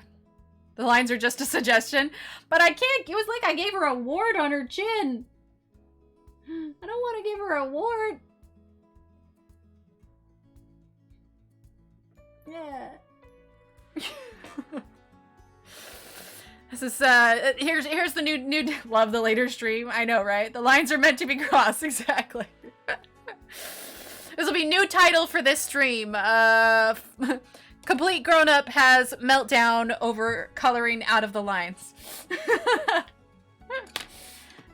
Start breaking pencils. Just have a full meltdown tantrum because I can't color in the lines. That's mature, right? Okay, I'm using mud right now. Oh, that's good stuff right there. Classic entertainment. Back to looking for me, working on finishing another freebie commission with 2 more, and it sounds good. It's going to cover easily with background. That is true. That is true. Backgrounds are always like, I know a lot of people like will do backgrounds first, but it's usually like the last thing I think about. Like I get everything done and then I'm just like, I don't know. You know? I don't know, you know? Plus, I think I'm just like maybe happier or goofier. One, I've let go of the FTC thing, you know, out of my head, and I'm just not letting it bother me as much. But also, you know, this week, I hate background saying, you need a Tombow monitor for her elastomers. They're very tough. Well, I have this. I think it needs a new battery. I use it too much. Mono 0. Is it super teeny tiny? How small is it? I mean, this is pretty small. I mean, it's the Derwent. But are we talking like almost like color pencil nib small? Yeah, but also, you know, this is just the first full week that I have felt like myself, you know, like, I mean, normal tiredness, you know, from just day-to-day stuff, but no abnormal tiredness from the recovery process. Like I said, my headaches are gone, muscle pain is gone. Like, it's just, I finally started catching up on projects. I have some friends who I live near that we were smaller than that. Wow. The end is the size of a BB. Ooh, I am going to have to get that. Let's see. Another one for the sticky note. What's it called? It's called a okay, Tombow Mono. Okay. Tombow Mono Eraser. Okay, cool. It's on my sticky note. I'm going to look it up. You can get the round, small one or the square one from Tombow. Okay, cool. All right, well, it's on my list now. I'll look it up after stream. But, yeah, I haven't had, I usually have them come over to my place for coffee and they bring the kids and we kind of have a play date and chat and everything. But I haven't been able to do it in ages. You know, even before I went in the hospital, we were just super busy. And then, you know, I got super sick and everything. Oh, perfect. Thanks, Donna. Anyway, we were finally able to have coffee today, which was really nice. I made some pumpkin muffins and we had some strawberries and coffee. And then, hopefully tomorrow night, we're going to have a girls' night out. Anyway, I think I just missed my friend. So it's, she has it. Oh, perfect. Oh, it's on the, well, I have it, the name written down, but can you buy from your own affiliate link? That is a good question, Mia, which by the way, I did get the Canadian one, but apparently there has to be like a certain threshold of, I guess, amount you have to make from those. And so it was limited as to what I could do with it. But anyway, I don't know if I can use it. I've thought about it. I think technically I could, but part of me just felt dishonest about it. So I didn't. I did discover something new about the Amazon affiliate codes, though. I was looking through just my, you know, my regular account stuff, just checking on things. And I realized, like, so say I were to put, like, before, you know, I put the exclamation point Stedler. Oh, I can't type. Kind of like Ebates. Yeah, a little bit. Exclamation point Stedler 60. Okay, so I put this in chat earlier. And, you know, say one of you were to click on the link. If I spelled that correctly. I think I might have spelled that wrong. No, I did. Okay. Okay, so say you were to click on that link and you were to buy the pencils or buy the markers or even get something different. But if you get something else, like from that link, so say you also need to get some soap or you need to get some shampoo or some paper or something, because you've clicked on that link, everything that you buy within that purchase, awesome, thanks Donna, I also get a percentage from. Now, you know, percentage sales on Amazon are pretty small. They're like, you know, 4%, 3%, 5%. They're not that much, but I didn't know that. I thought that was kind of cool. I thought it was specifically just for the items that I linked, but apparently it's also for whatever else you buy at the same time. So I was like, oh, okay. I mean, you buy something for like $10 and I make just like, 50 cents or however it works out. I can't math. I can't do math. That's why I married my husband. He does my math for me. But yeah, I did not know that. So I thought that was pretty cool.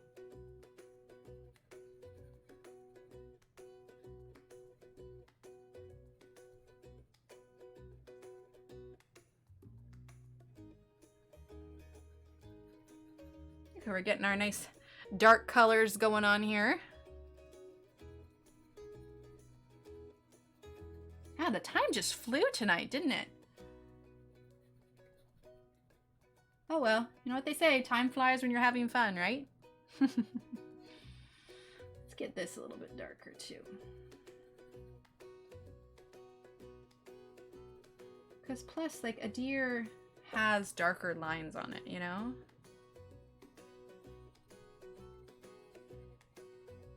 Laura, you are so flipping talented, seriously. How do you even do these? People are not my thing. Like, I'm, practicing on coloring, and I can do, line drawings of butterflies or flowers or bugs or even animals, but people are hard, man. People are really, really hard.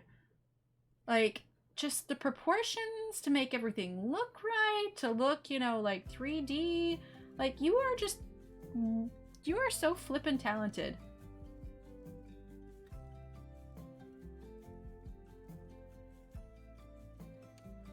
I mean, I know a lot of it is practice and everything, obviously, but still. It is practice, but on some level, it's talent, too. Well, yeah, I love it, Laura. I absolutely loved it. Or not loved. Not loved, past tense. Do love it currently. Well, and ever since I got these Black Widow pencils, they're just like perfect for it. This is like the only book that I'm wanting to color in right now. I did over 400 self-portraits in high school and started taking commissions in college. Dang. Do you still have those? Like, would you ever be willing to share like what some of your early portraits were? It'd be really interesting to like see the growth. You know what I mean?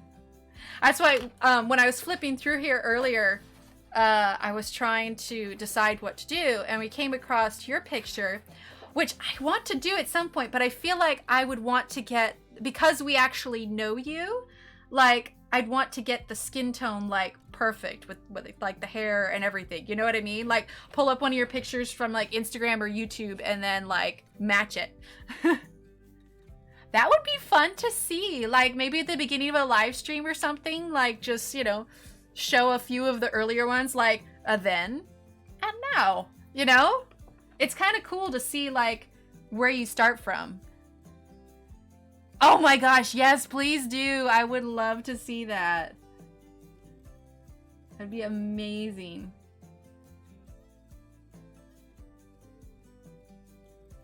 I'm trying to think. I think I've got a self-portrait of myself where I had to paint. Bad. I'm trying to think if I ever painted over it. You know what? I'm gonna grab it. Time for me to go. Getting sleepy. Hope to see you again soon. Good night, everyone. Sounds good, Diane. Have a great night. The actual portraits are long gone. Yeah, I don't keep a ton of my papers. I'm trying to think though. I think I have a black and white painting that I did. I'm gonna see if I've got it right here. But I did it in college because we had to do a self-portrait, and oh my gosh, it was terrible. Let me check one sec.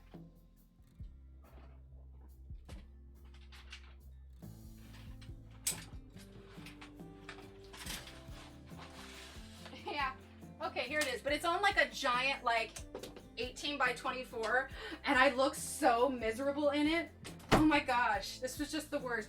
And there's you'll see there's like creases and stuff in it, because like we reused canvases and like I painted over it. So let me see.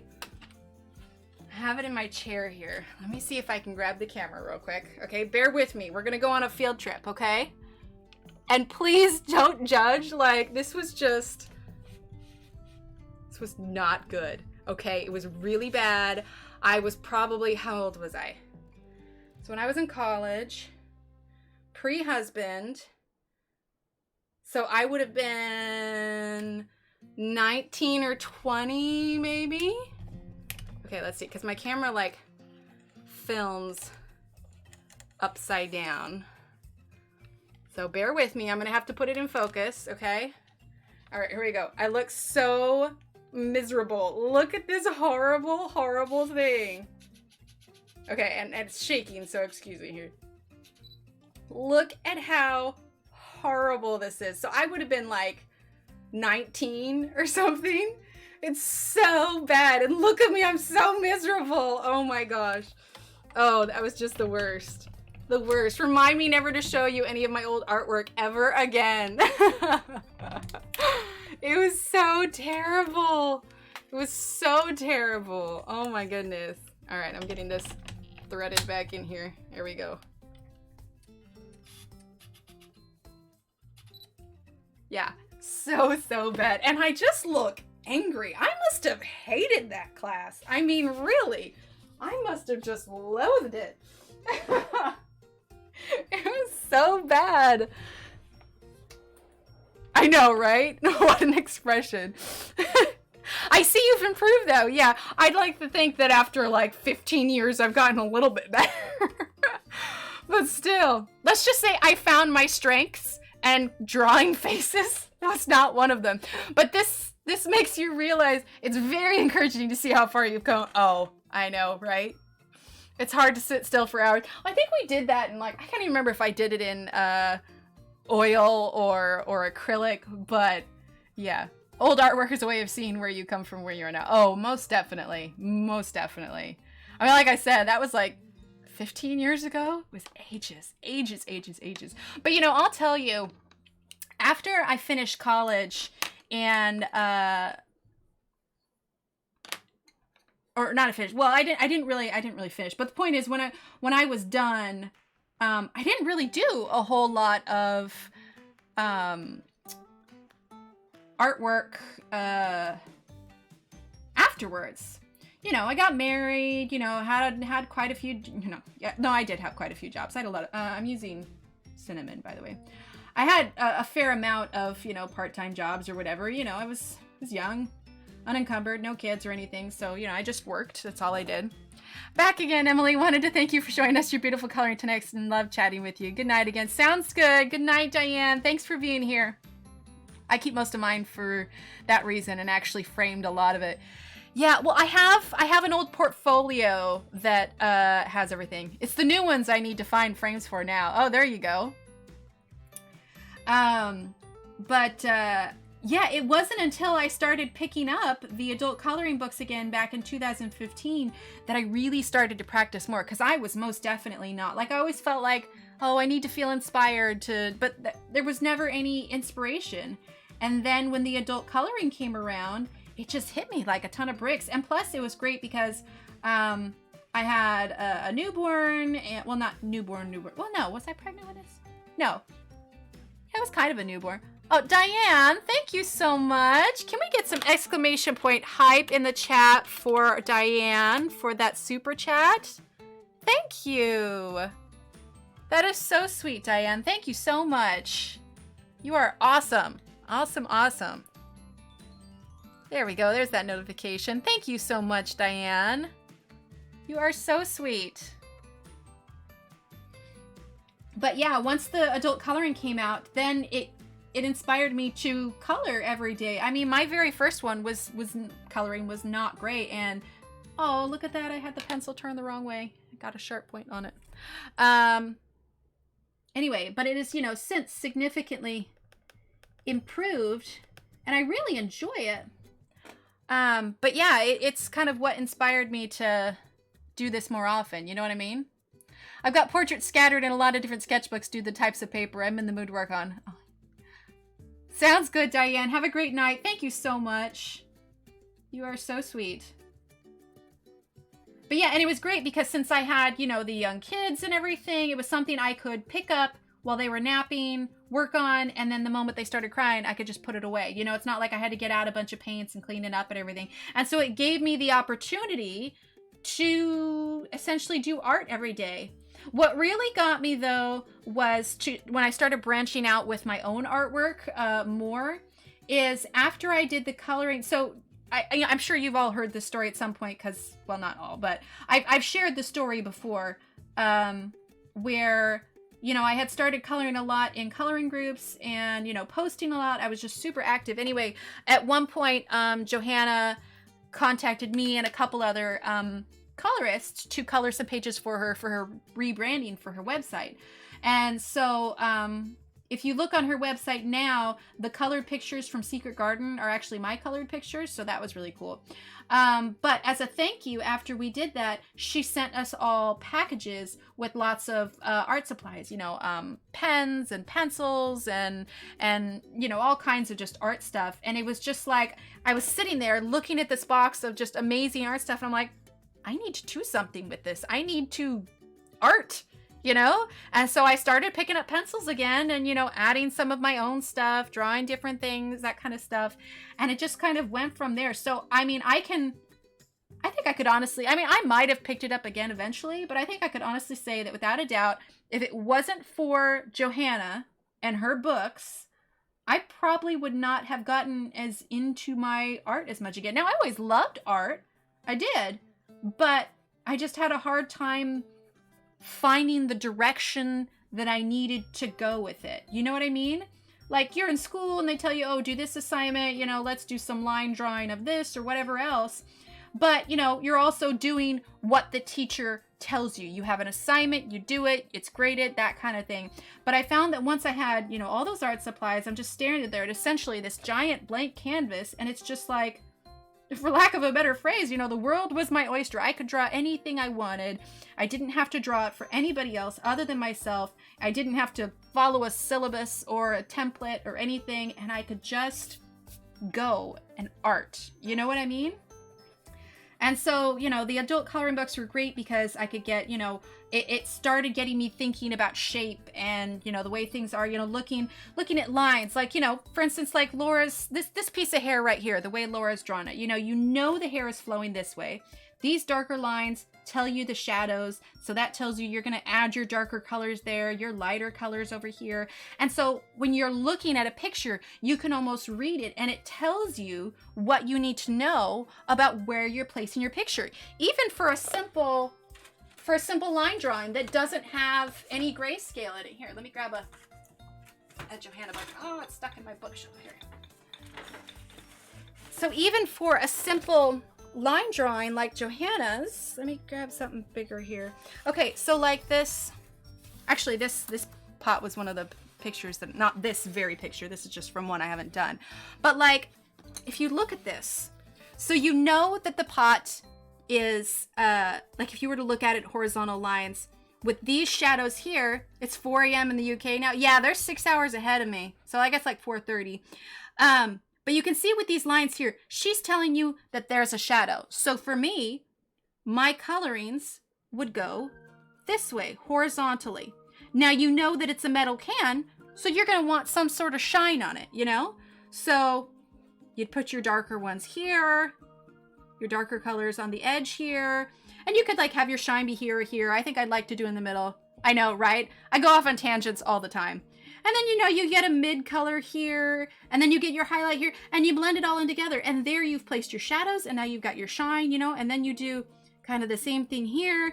And so if you look at the pictures, it tells you what you need to pull it together. Anyway, the point is, I got the German postcards. Oh, you did? Yeah, I got those also. What do you think of them, Mia? Yeah, I got these ones too. I still want to message her about them and ask them about them just because, like, why is it only available in Germany, you know? But anyway, but because of hers, I was able to practice and get better and try different things, try different pencils. And then here's what really changed it for me, was the community. I colored my first couple pages on Enchanted Forest. And I distinctly remember telling my husband after I colored, like, this was fun. But I would, hi Corley, welcome, or Corley, Colorea. I know I'm probably doing that wrong. But I distinctly remember telling my husband, like, I had finished coloring the dragonfly, and I was like, this was fun, I really enjoyed it. Aw, thanks, B.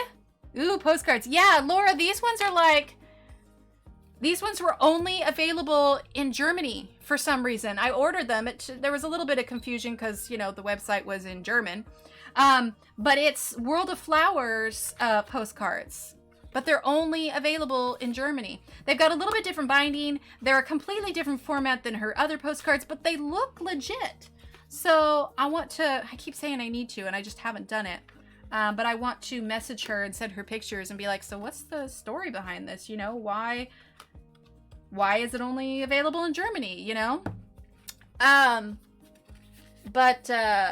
Yeah, so I distinctly remember telling my husband, like, I really wish I could see what other people did. So I started, you know, searching on Facebook, and I found some coloring groups, and it just kind of went from there. You got them from the book depository? Really? Amazon US has them now too? Well, gosh, that's changed, hasn't it? I mean, I got it before I went, so it was like a month ago or so. Now I'm curious. Maybe they changed it. Maybe it just got released in Germany first. Let's see. World of Flowers postcards. Here we go.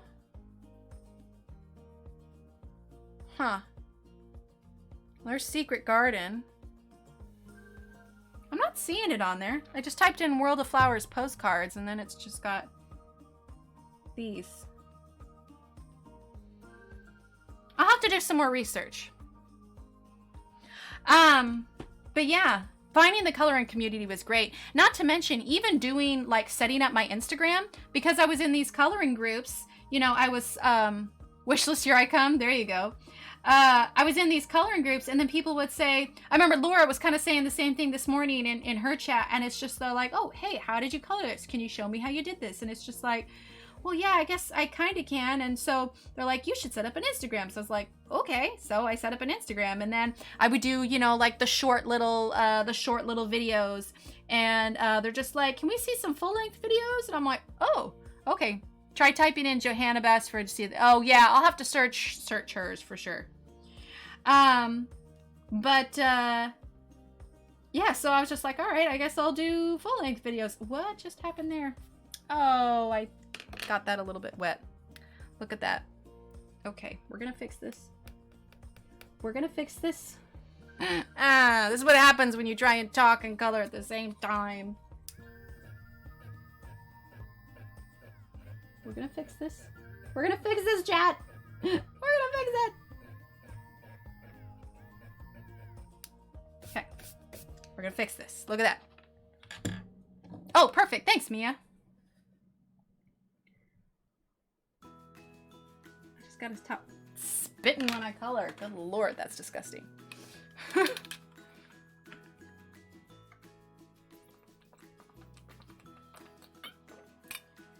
It just searched Johanna Basford postcards. Oh, okay. Well, there you go. That's easy enough. But yeah, so then I started doing the YouTube thing, and then the Instagram grew for quite a while. I tapered off for a bit. It dropped a little bit, and then I decided to start the live streaming, and it just like reinvigorated everything. You know what I mean? It almost felt weird during that time that I was in the hospital, like not doing any coloring or posting or anything. Like it's just... And plus, you know, it's just so fun. Change language on Book Depository. Oh, okay. I was going to suggest a beauty mark. That could work. I was just getting too overzealous in my talking here. Oh, well, what's a little spittle? Gross. I'm going to stop talking. Actually, no, I probably shouldn't stop talking because I'm streaming, and it would be a very quiet, boring stream if I didn't talk at all. But yeah, I mean, just being able to interact with everyone, like, it's just been, it's great. I love it.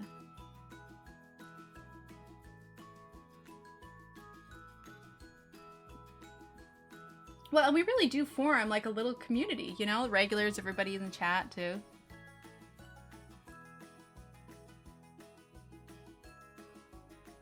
Oh, we'll see if it's if you change to the language and it pops up for Germany. So maybe it still is just available in Germany.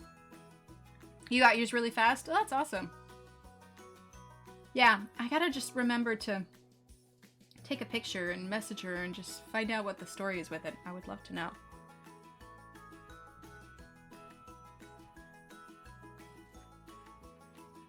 I kind of want to do like a beige color hair with her too, but then that's going to be kind of the same as my pixie there. A little platinum blonde with dark hair, you know what I mean? But I felt like it was fitting to do kind of darker skin on her, because if she's like... Well, it's not even... She's not even like a... Well, she's got the ears. But Laura, what is she more like? Like a wood nymph? A wood sprite? I mean, she's got the ears. Hi, Pat. Sounds good. So, Laura, what kind of... I guess mythological creature is she technically supposed to be?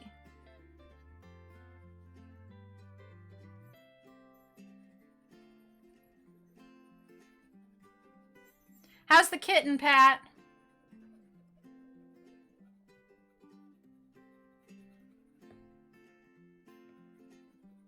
Because I feel like I shouldn't keep calling her a deer. I'm trying to think of what creatures, like a fawn? Is it a fawn, maybe? What's the creature that's like...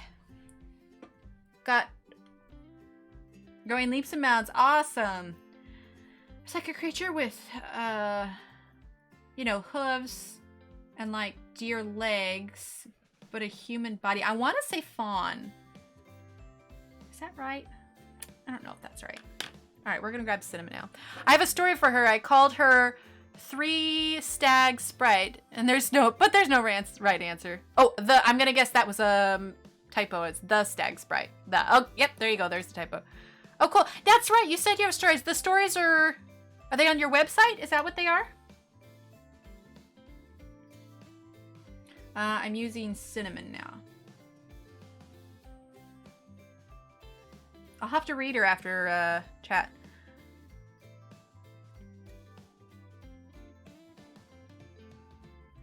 Maybe it'll help me try and decide what color to do her hair.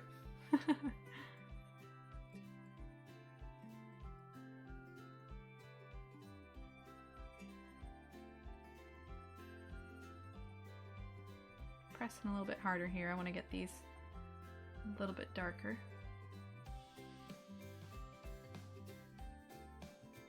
Yeah, for sure, for sure. Yeah, I was gonna say, if it's a link, I don't think you can, but if it's just the story itself, yeah, go ahead.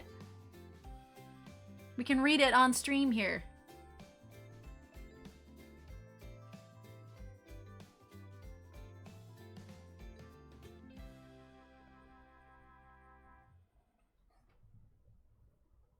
It's so much darker.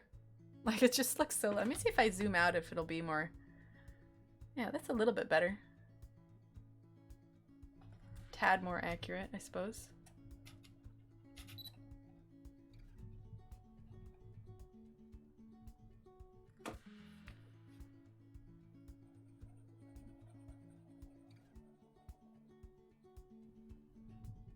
I'm gonna pull it stream up on my phone real quick. I just want to see what the color looks like on a different screen.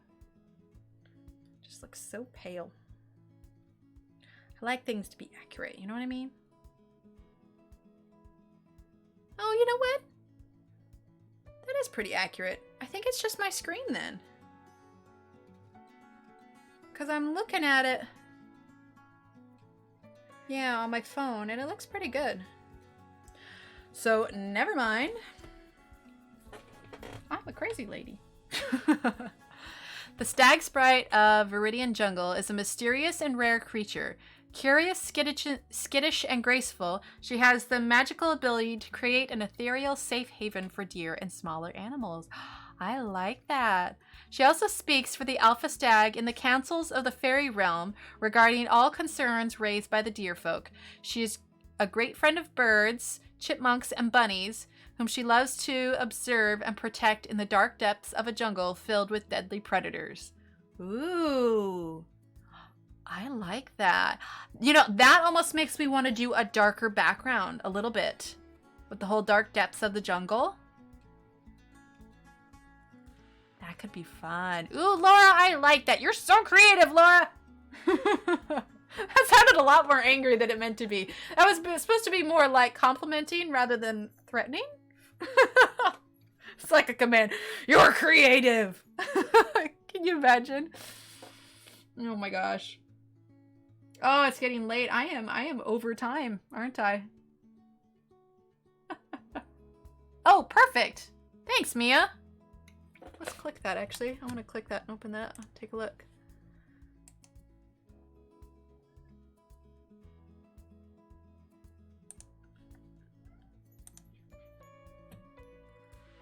Oh, yeah. Look at that. Cool. I'm going to bookmark that. I'll look at it later. Why is he meowing at the door? He already got fed. The stories are just for fun. There's no right way to... Yeah, but it's like inspiration. Like, on Johanna's, you know, Ivy and the Inky Butterfly, I read through the book just so that I could get a good idea of, you know, maybe the story behind some things, how they should be colored, maybe a little bit. I don't know. If there's a theme behind it, I like to kind of follow that. You know what I mean? All right, we're going to use leather.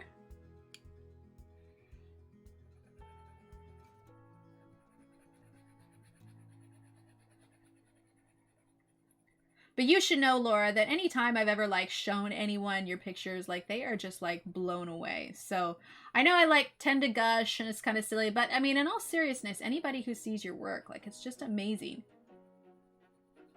I mean, this is why you get commissions to do things, because you're talented, and it's amazing. And I think I'm always, in general, like, more in awe when somebody has mastered a talent that just mystifies me, you know?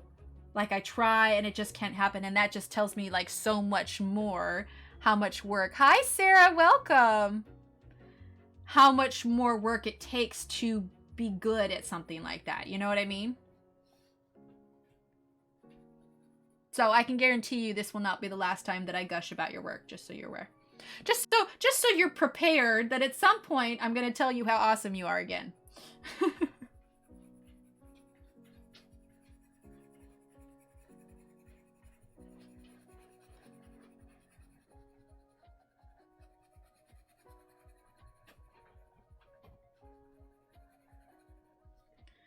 we go.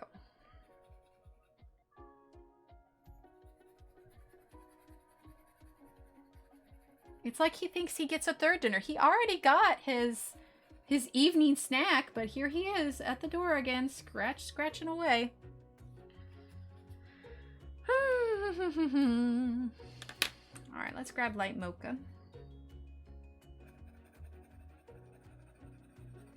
And I know that we're over how long I usually stream, but I think we're gonna take a short break from the face because I feel like there's still more layering that I can do for it. But let's take a short break and take a look here.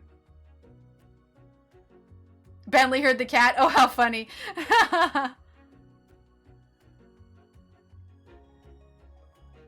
What do you mean of regular folk, Donna? She's got some back here. So we've got, I mean, obviously the entire book isn't regular folk. So obviously Laura, she's a regular folk. Let's see, let's start from the back here. Well, you know, there's a frog on that one. Let's see. So there's him, you know. And there's the elderly couple. There was that one, which I still haven't finished. I should probably finish that one. Yeah, there's a regular folk. So, girl with the horse. Sassy Pants? Who's Sassy Pants? Oh, an entire book. There's her. I've colored her before, but I bought the download of that one, so that one's on a separate sheet of paper. Girl with the cat. Let's see, that's a mer woman there. Mer woman. I mean, and in these ones, or well, I guess there's that one, but the green blouse, yeah, the green blouse did turn out nice.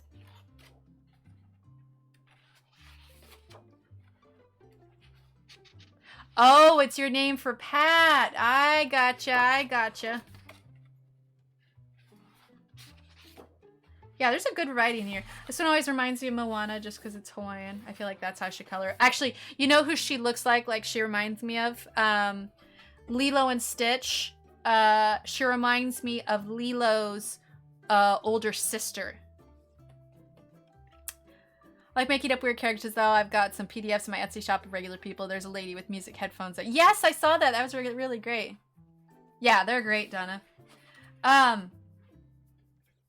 I was curious, Laura. So I know that you base a lot of your people off, well, not a lot, but I know you base some of your people off maybe people that you know in real life or people that you've seen.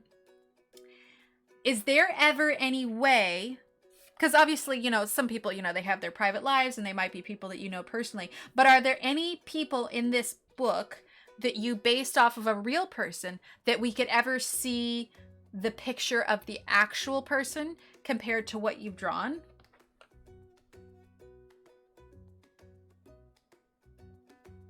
Oh, Donna, then you should most definitely get her book. The quality of this book is fantastic. The paper is wonderful. Like it's a high quality book. Like it's great. And I kind of like that. Like I like these almost like, I don't know, lack of a better term, classier? Not classier. Classier is not the right word.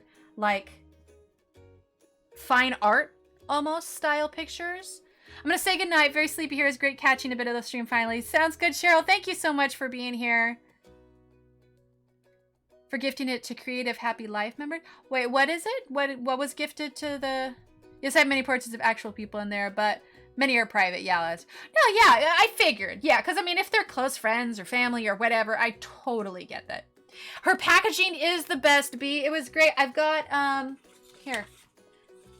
I'll take a picture because I think it'd be hard to take it down. So I've got my little tray here that I have a lot of my supplies in. And Laura sent it, but along with it, she sent this. This is like where I put all of my like special stickers. And so I put Laura's sticker right there with all the other ones. And it's just like tied up and it's so great. Oh, thanks, Sarah. Yeah, it was like, it was tied up perfectly, and then there were the extra prints with it, and it was great. But yeah, so like I have a lot of my books there, and this is just behind me. But yeah, so I have your sticker added too. Let's see, Emily, I did an interview recently with another illustrator and gifted her club one of my pages. Oh, gotcha. Okay, that makes sense.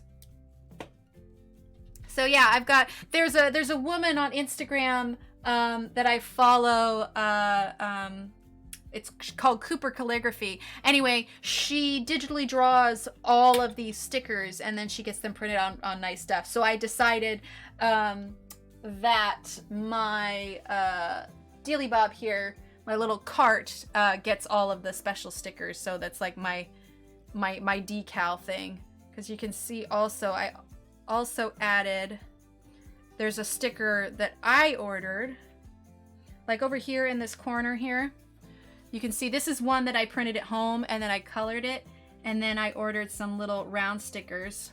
This one here. So I figure if I ever send out any gift, you know, I can put the stickers on the package or something. But yeah, she just does a lot of these little, like, of course I had to get the TARDIS sticker, right?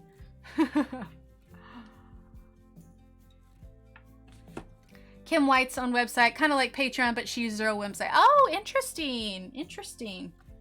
It'll make it so I can never, first time on Emily's live chat. Oh, I'm so glad, Sarah. Well, we are just hanging out. Normally I'm done by now, but we are just having way too much fun. And honestly, I am just talking a ton. But yeah, we're working on, if you see there in chat, Laura Colors too. That is Laura Rafferty. This is her coloring book. She is super, super talented. And so we are working on one of her pages. I have a couple work in progress for her. So there was a steampunk freakout event. So I'm also in the middle of working on this one. I'm using the Black Widow pencils. I did another one using Black Widow. I did this one here. And then this is done with Crayolas. I just never actually finished it. Eventually I'll get to it. But for tonight's stream, we were working on our little stag sprite here. So yeah, I was thinking maybe I should do the lips a little bit before we go. Maybe just a tad. Okay, let's use, you know, I'm gonna start slow. Yeah, these are great. I've just got the Cobra set and the dark skin tone set. But I have hopes of getting more here soon. At some point. I'm gonna zoom in for that. Get on that Crayola. I know. Oh my gosh. The amount of work in progresses I have. Like, it's ridiculous. I mean, this one's from Hannah Carlson. It's like I get in the mood to color something and then I get unmotivated. Like, I color the parts I'm excited about and then it's like, okay. You know what I mean?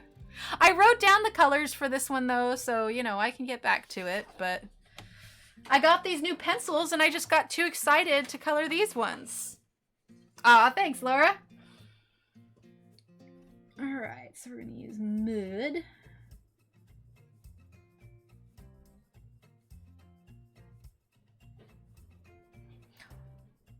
What a lovely book of circle portraits. I didn't realize it was by Laura. First time I've had a look in the book. Yes, it's so wonderful. Sarah was, well, I thought Sarah wasn't, but I can just call you Sarah. A Coloring ADHD. That's actually really good, Allison, and you're probably not wrong. Like, I am awful about that. Like, you know, we'll work on something in chat, but I try to get it done. I do. Now, if it's something that we're specifically coloring together, like we just did that Ivy and the Inky Butterfly page, I made sure and finished that one just because we had been coloring it together as a group. You know, we had part 1s, part 2s, part 3s. I think I ended up getting like 6 parts of it together. So I would feel bad if I didn't finish those. But when I start something to just sort of color it and, you know, maybe show a few techniques, I don't necessarily like always feel obligated to finish it. Like, I never want to color a page and just be like, I don't want to color this. You know, I don't want to be miserable while I'm coloring it. Then what's the point? You know what I mean? So sometimes it's just easier for me to just let it go and move on to something else, you know? It's nice to have them finished, and it definitely tugs in the back of my mind for a while until I just, you know, forget about it. But I sometimes go back and finish them. I completely understand. I'll get a new book and want to color them before I finish what I'm working on. See? Yes, exactly. Exactly. Yeah, we love it, Laura. I have yet to meet a person who doesn't like it, so...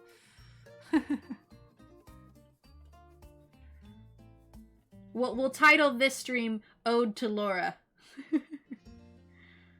That's good, right? That was my chair. I promise. That's just a squeaky chair. See if I can... Yeah. It's a squeaky chair. Oh, dear. Okay, I want to get a little bit of a pinkish color here, or reddish, perhaps. Let's grab... deep red, maybe? Deep red's not what I want. Let's grab fancy pink. Oh my, I'll go hide under the leather. Oh, no! Oh, that's good stuff. All right, we're gonna get fancy pink as opposed to unfancy pink or drab pink. This is fancy pink. I feel like there should be like lace printed on the pencil. This is from the Cobra set CB43. And we're gonna use a little bit of that on her lips here.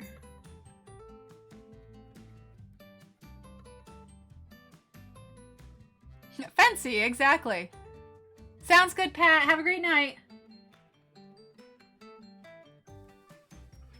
You should know, Mia, you inspired me. I also got the pink version of How to Draw Inky Wonderlands.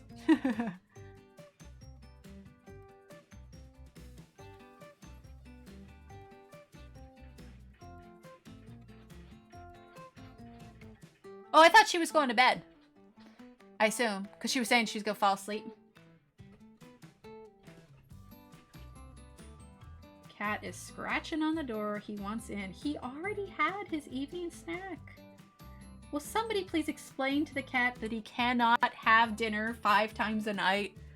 I'm just saying.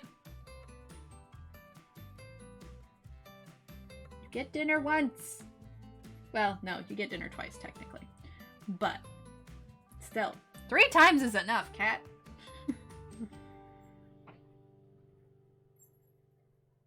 Plus, he also doesn't like being...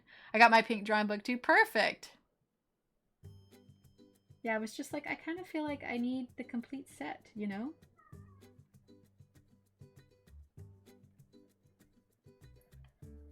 I think part of it is he's just mad he doesn't get to be in here. I know, right, B? Oh, the cat food. He doesn't need it.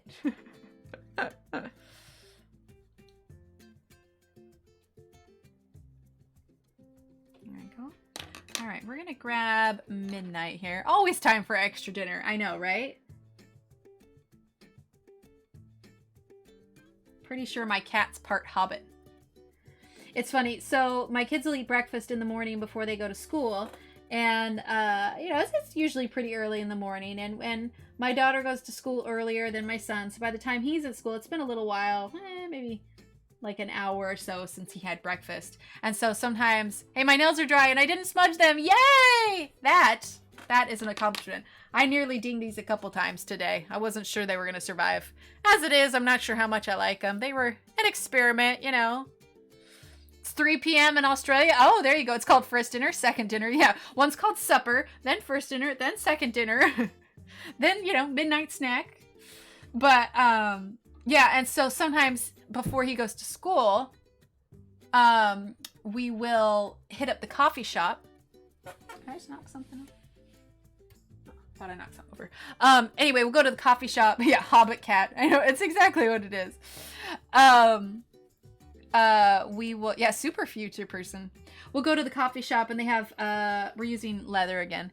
They have fresh, like, kolaches and baked goods and stuff. And so we'll go there and sometimes I'll treat him to, you know, a kolache or something. And so, but he calls it, he'll say, Mommy, can we go to the coffee shop this morning? I was like, why do we want to go to the coffee shop? He's like, I want second breakfast.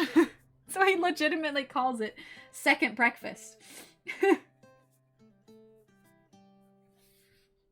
So, yeah, I have a hobbit cat and a hobbit son.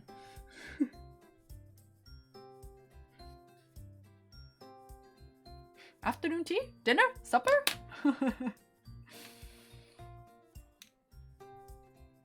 Cinnamon. Well, because there are some mornings that we don't get it, and look at that. That we don't get it. And he was like, but Mommy, I want second breakfast. I'm like, oh man, definitely a mature stream with all the leather. I know, right? Well, and technically, she's a stag sprite, and you know, I'm not sure.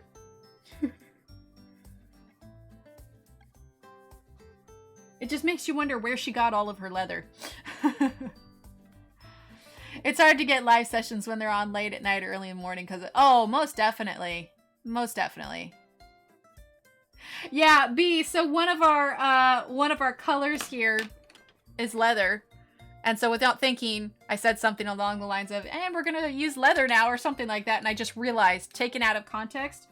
So, yeah, a little bit weird. And, you know, there's all the things with the FTC about, you know, whether it's mature content or made for kids. So we have established that this particular stream is not made for children because we're using so much leather. Let's see. Let's grab... No, not that one. We want deep red. I know, right? Oh my gosh, he's out there meowing like it's just the end of the world and we never feed him. That poor kitty. He's so starved. He only ate an hour ago.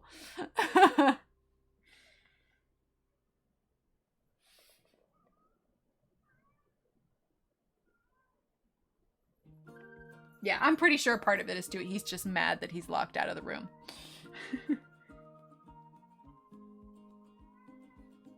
Plus, I'm usually done by now, and, you know, I've got the door open and stuff, and they can come explore. That is not the right color. Wow. I am getting tired. I almost grabbed Midnight and almost placed it where the pink should be. Oh, my goodness. There you go. Maybe that's how we overcome the FTC colored pencils with dirty names. Oh, my gosh. Can you imagine? Bring a whole new meaning to adult coloring. Oh, my gosh. It's terrible. Yeah, when I start replacing midnight black with fancy pink, you know I'm tired. I'll start renaming my pencil colors now. There you go. Oh my gosh. Okay, I still need to do work and shadow around her mouth, but I'm thinking I should probably call it. The cat is having a fit, and it is 11 o'clock. Oh my goodness. Yeah, adult coloring. Exactly, Laura, exactly. It is 11 p.m., which I am half an hour past the time that I usually quit. So I'm going to go ahead and stop here. I'm probably going to work on this one more off stream, maybe on stream. I don't know. But I'm thinking, so we'll be live again on Monday, but rather than coloring, we're going to do something a little bit different, and I'm going to do some fluid art. For those that are curious, I was showing, this came about because I was showing some of my paintings that I made for a show that I have coming up. Anyway, no, keep going. I know, right? 24-hour coloring stream. Woo! Can you imagine though? Oh my gosh. But yeah, so we're gonna do something a little out of the norm, and it's just gonna be a one-off. It's not gonna be all the time or anything. But yeah, I am thinking that it could be fun to do a fluid art stream where I'll give you guys the formula and we'll do some painting. So that'll be good. Out of the norm. I promise it won't happen all the time. If that is not your thing, that is okay, but it's fun to mix it up sometimes. Can you put up the names of the codes of the pencils you use? Yes, of course. We just used these ones here. I will put them in the description below afterwards, but I will put them up here now so that you can screenshot them if you like. We did not use very many pencils tonight, just a couple of them. And earlier in the video, if you go back through and watch it, you'll see kind of like the order that I did it in. Mostly I just did a lot of layering. So like the pink and the red, that was all for the lips. And then they kind of went in this order. Ooh, trying to make it so we can see the names here. Okay, so the pink and the red were used on the lips. We did a combination of the browns and stuff on the lips as well. But the skin tone in general, this was it. So let's zoom in a little. Yeah, fancy pink. I've seen 5-hour streams. Oh yeah, like the gaming streams go for like 6-8 hours. Oh, me too, Laura. Thanks so much for hanging out. Okay. So feel free to screenshot that if you like. These are all of the pencils that we used tonight. So like these are all the pencils and the black. All the pencils we used for the skin tone. We used the pink and the red on the lips, but that's about it. So feel free to screenshot that. And then, like I said, I'll put them in the description below as well. But you can tell the difference too, because it looks like a little snake. But the ones without the color dipped on the end, these ones are from the Cobra set. These ones are from the dark skin tone set. Okay? All right, so those are those colors. Like I said, Monday morning, 9 a.m., we are going to do a fluid art stream just for fun, and then we'll get back to our normal coloring stuff, you know, Wednesday and Friday and that kind of stuff. So thank you. Yes, I am feeling so much better. So thank you, everyone, for hanging out. This was a real fun stream. Lots of fun, lots of joking around and everything. And yeah, we're going to do something fun on oh, iPad went upside down. We're going to do something fun and out of the ordinary on Monday, and then we will pick it back up with all of our coloring and stuff on Wednesday, okay? So, 9 a.m., Monday morning, fluid art, all right? I will see you all then. Thank you so much for being here. Have a great weekend. Have a great night, and I will talk to you all later. Bye.